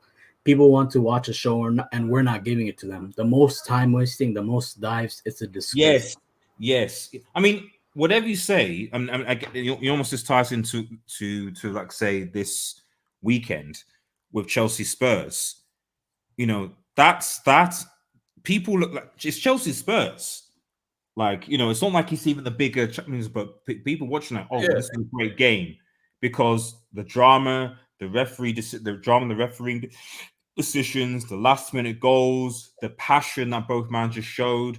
There wasn't particularly diving or time wasting that ran through minutes, to be honest, in those games. So, and I was like, whoa, this is a good, wow. I enjoyed watching this football game. In the Liga, like, unfortunately, when you have the reputation when people are like conning refs, like rolling on the floor a lot of the time, time wasting, And as I think Foosball said that like that you're not even sorry, it wasn't Foosball, it was a Don Smoke saying that like you're seeing some teams where like they play against Madrid Barca and they basically put 10 men behind them for 90 or so minutes or so without ever giving it a go. Like at the end of the day, like football is an entertainment sport. So we'll watch El Clasico because we want to see Lewandowski, the big names, go at it and see a bit of passion. But why can't you get that passion, you know, with other games? You know, I used to like watching Atletico Madrid, for example, because of the passion, because of Simeone and all the rest of it. Now I can't stand watching them because it's terrible football. They don't win, they don't achieve anything. And bro, yeah, go on. We played at Atletico, bro. Trust me, that was a frustrating game. Yeah. It wasn't about football. No. Yeah, the thing with two things I want to mention very quickly. It's like number one, like the way La Liga works, especially if you're not a fan of Real Madrid, Barca, Atletico, when you're in the stadium, you want to see those big players in the big clubs and you want to see entertainment, but you can't even see that entertainment because all you're going to see is your club defending against like whoever there is, like a Lewandowski, Benzema, Vinicius. All you're going to see is your team defending against their like 20, 30 shots. And that gets very frustrating for people. And that's probably why I believe La Liga has the least goals per match compared to every other league. It's like literally under 2 goals, while Serie A, Bundesliga, and I think Premier League's like in the middle. So those, so these leagues have at least 2 goals per match. And yeah, that's one big difference. And number two is when it comes to actual tactics, I'm not saying as if Spanish teams are tactically weak. They know what they're doing, Spanish teams. And it's been like this for a long time. Like, you know, the 2008, 2012, 2014, all these Spanish teams, they've kind of set up an identity for Spain on how to play and how to be, you know, tactically and technically smart on the ball and stuff like that, right? But nowadays, I feel like what La Liga teams rely on most in order to achieve like results in Europe, it's more mentality based than it is tactically based. Because I'm looking at Villarreal, for example, and we know how Emery is like. He either plays beautiful football or he like gets his way into winning a match no matter the circumstance. And that's what he did against Bayern. That's why they went so far. Because the reality is the second match, yeah, Villarreal won the first match, but the second match, they were getting dominated until, bam, Bayern make a substitution. You know, they get the counterattack, and that's all it took. 1 goal for them to get through. The same goes for Real Madrid. It's all about mentality for them. I mean, they have the heritage. But again, I mean, the other teams they faced, PSG, Man City, once 1 or 2 goals were going in from Real Madrid, they just stopped. Those teams that they faced just stopped. It's like they were like silent, like standing still, like they didn't know what to do. Like, oh, the goals are coming in. What the hell do we do? And that's really been the issue, I think. And that's why you see these Spanish clubs succeeding in Europe. And even like Sevilla, for example, when they beat Inter, like Inter were playing really well, but all it took was for Lukaku to score an own goal, and that's how Sevilla won their 6th Europa League, man.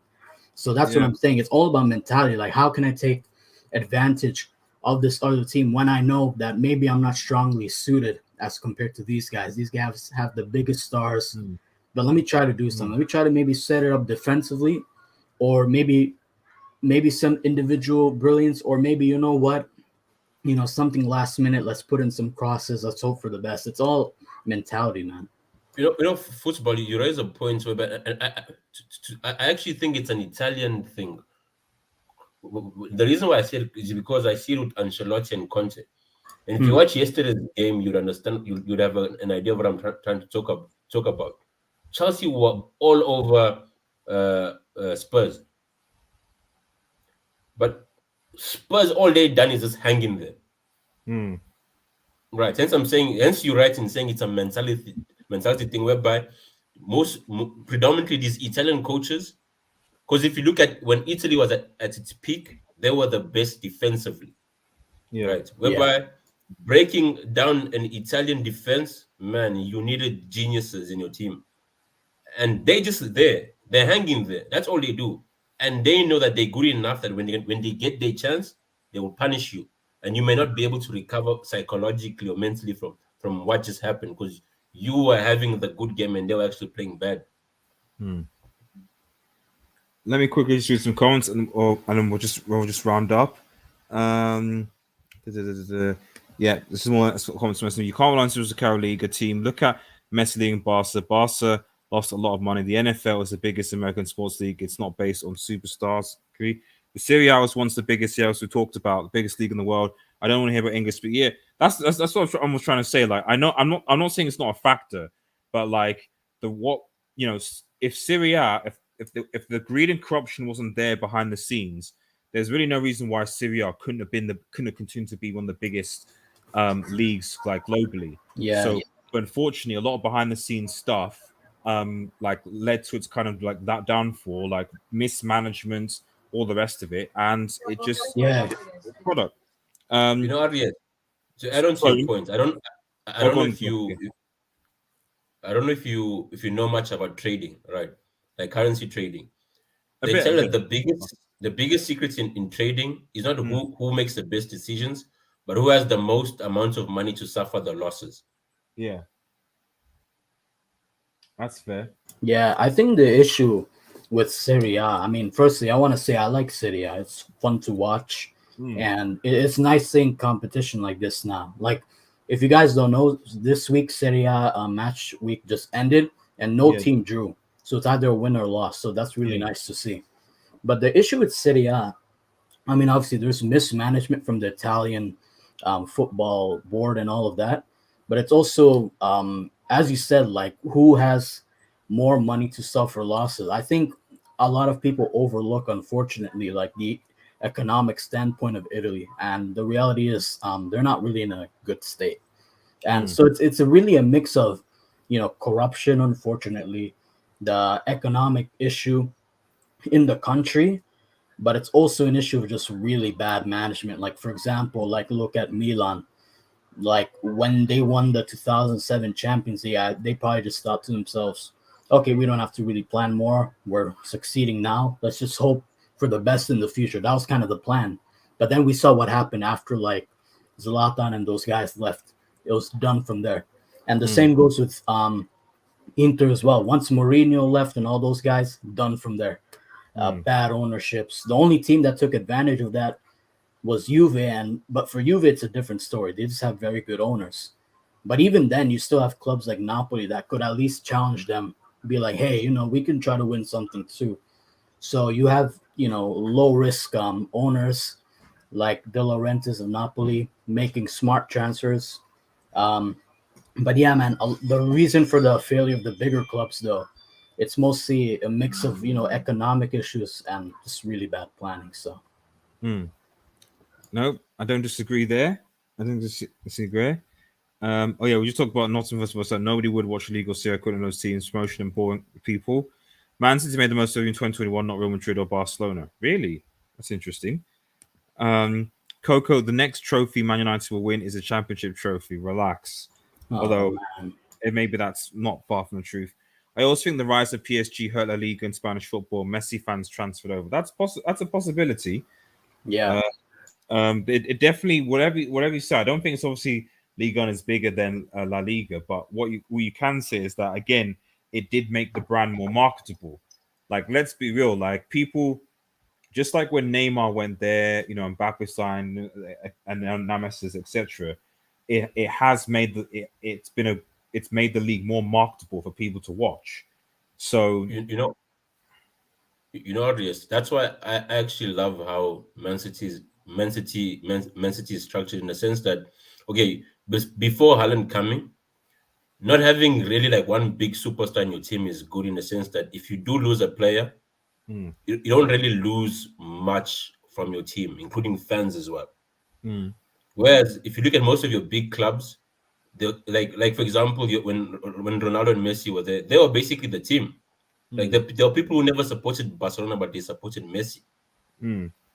So when he leaves, bro, half the fan base is gone. Hence, it was even hard to fill Camp Nou at times. Yeah. And not only that, also look at the difference in social media followership. I think when Messi was announced to PSG, I think they literally gained 10 million followers on Instagram. Can you believe that? Just because of one guy.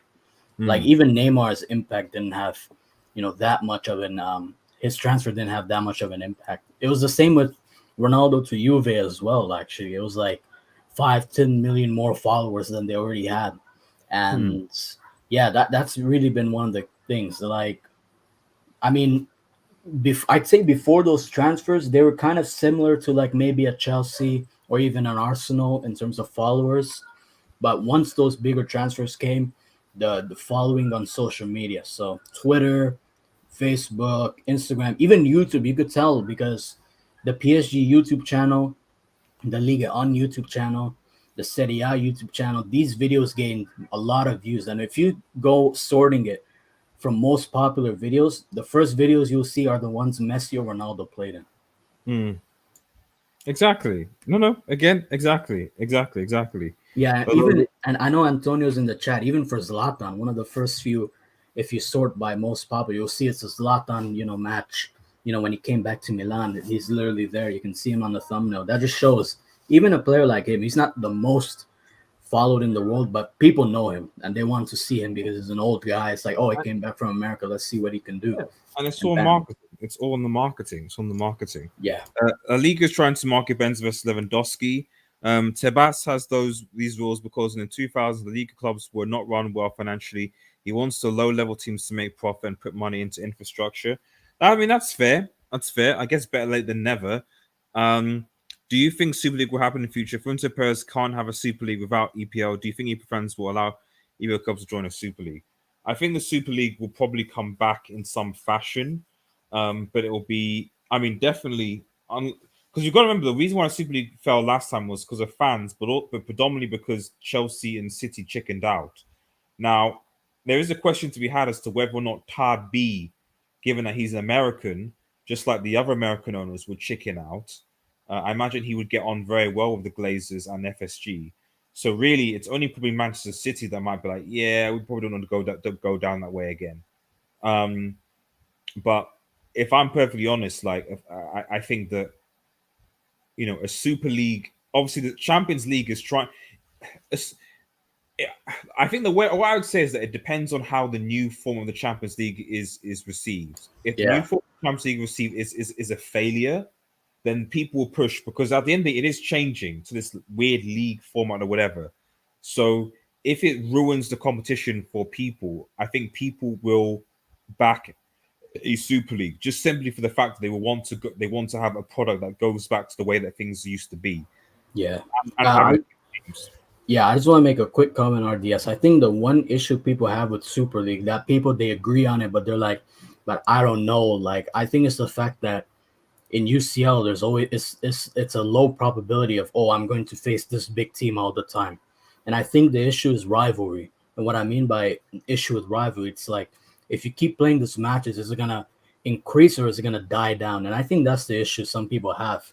It's like, if I'm a Milan fan and I'm playing Inter like every year, maybe like 3-4 times, is it going to be interesting or am I going to get bored of it? I don't know. The culture in Italy is different, but what about English clubs? I mean, that's the thing, though.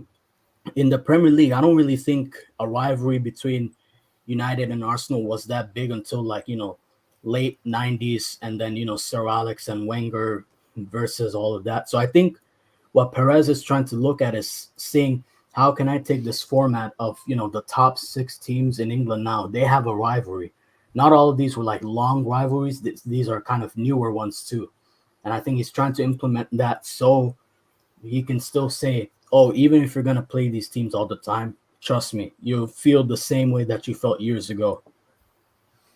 No, first, regarding the Super League, I feel as if the Premier League has the most to lose, because it's more like the other teams will benefit in terms of revenue, right? Because the Premier League is already generating the most amount of money, right? So it's more like they'll be helping the other leagues.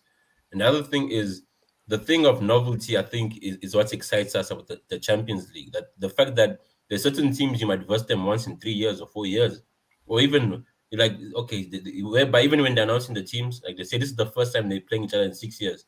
That it builds up that whole anticipation and excitement. Whereby if you verse the same teams it's not really that whole ambience of the Champions League. You would lose it. So I prefer not versing the same teams, man. Like, okay, this year we're gonna verse that team, and that's where you get surprises because you've played a team which you don't really know about. Whereby if you play each other every year, you're gonna work each other out. So nah, man. Shout out to Christian in the chat. Is that Hussein? I'm fairly sure it is. Yeah, it is me. What's up, bro? Dale MGM Studio. Shout out to Dale says MLS is on the up. In a decade, Inter Miami will have more pull than the whole of Europe. Relax, there, man. Relax. I think the MLS is. I've always said the issue of the MLS is not the investment. The issue of the MLS is that it's this weird pay for play system that they have in the States, where in order for you to bid with a team, you have to pay to play as part of that football team. So the reality is a lot of the up and coming footballers in other countries do not come from necessarily the most wealthy of backgrounds. So you end up missing out on tons of talent or doing what they're doing already, which is exporting their players to go to Europe. They then come back, train, develop, etc., to play for the national team. And that's fine, but that's not going to develop the local game, which is still seen as a retirement home. So for me, if the USA game is going to develop proper, it has to do to be marketable. It has to do two things. One, it has to do proper grassroots and get rid of pay to play. And two, it has to introduce relegations to their stakes. If those two things don't happen, no one's going to watch MLS football. It's just going to be its retirement thing. That's it. It's facts come back to this after a decade. E-players on its last contract. That's why I had to renew the contract for saving it. Well, we'll see about that. It's Chainsaw here. He was here, but he's gone back into hiding, I think. So, beloved Chainsaw. She's a fellow member of the chat. So if you want to be a member, make sure you click that member button, become a member of the Red Devil Studio Army. We do member hangouts, exclusive videos, emojis, and more. So if you want to support the channel, hit a like, subscribe, and potentially consider becoming a member as well. We greatly appreciate it. Unless the culture, I've kind of said that the corruption. Yeah, I know it is now. So now they've got to get back to it, Antonio. When the US wins the World Cup, also. I need to get my brick emoji for that. I know you're joking, Odell. I know you're joking. Dom.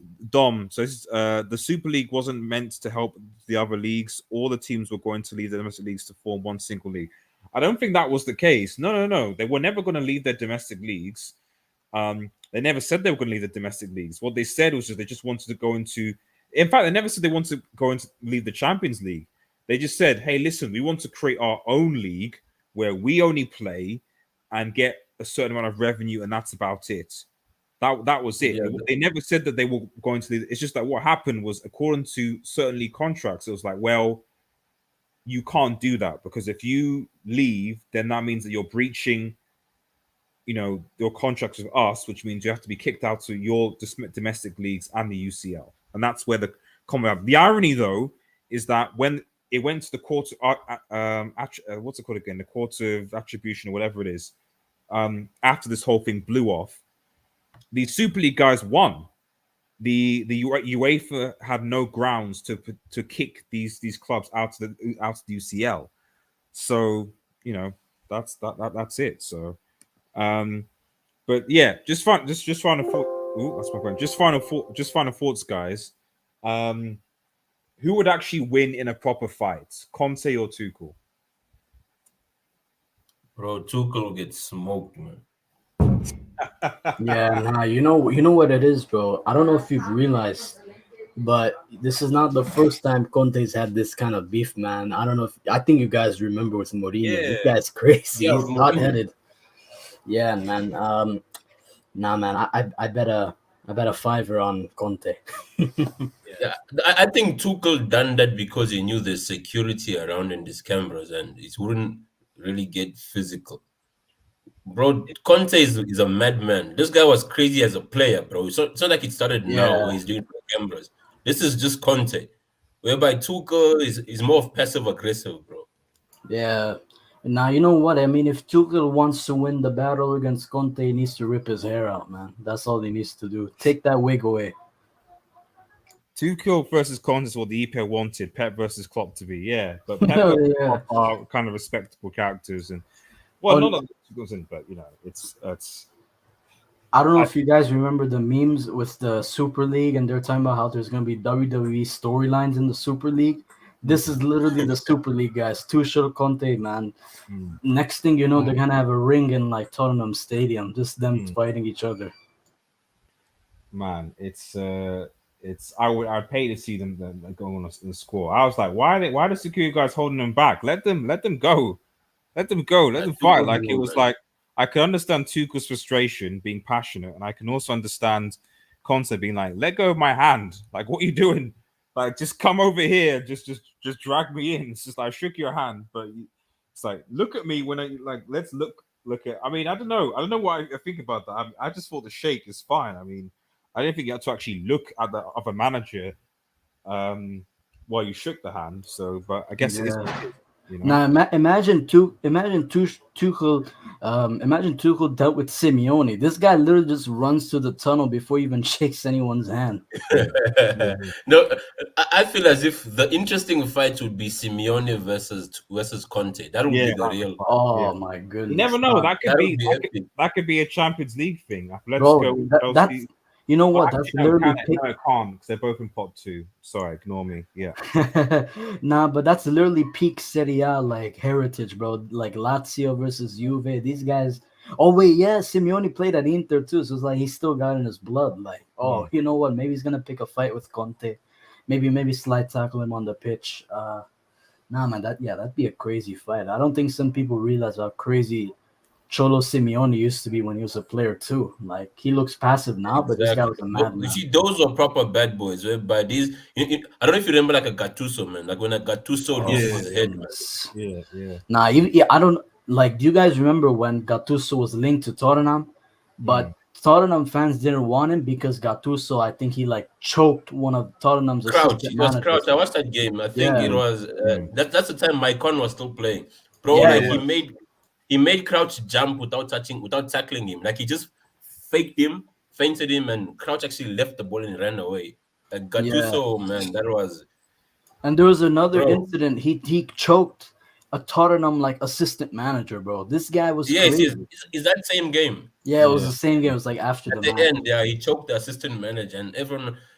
So normally, what I hear is his father used to come to the stadium, and during like halftime, he'd go to his father. They'd call his father to give him a talk. Wow, I didn't know that actually. That's really interesting. Unfortunately, Bale destroyed Maicon's career in that game because that was basically destroyed in one game. When I saw that game, I was like, wow. Okay, you're retiring after this game. I don't know how you come back from that game, man. So like, I really have no idea how you recover from that. So, but you know, it is what it is. Guys, thank you so much for watching. Really appreciate it for the Weekly United Forum. Stay tuned for the weekly Q&A. Obviously, the match review against Liverpool on Friday. Stay tuned for that as well. We've got other stuff coming during the week. Make sure that you subscribe if you haven't already, as well to our second channels, Red Marv and Red Studio Extra. Have a nice day, everyone, and cheers. Peace. Cheers.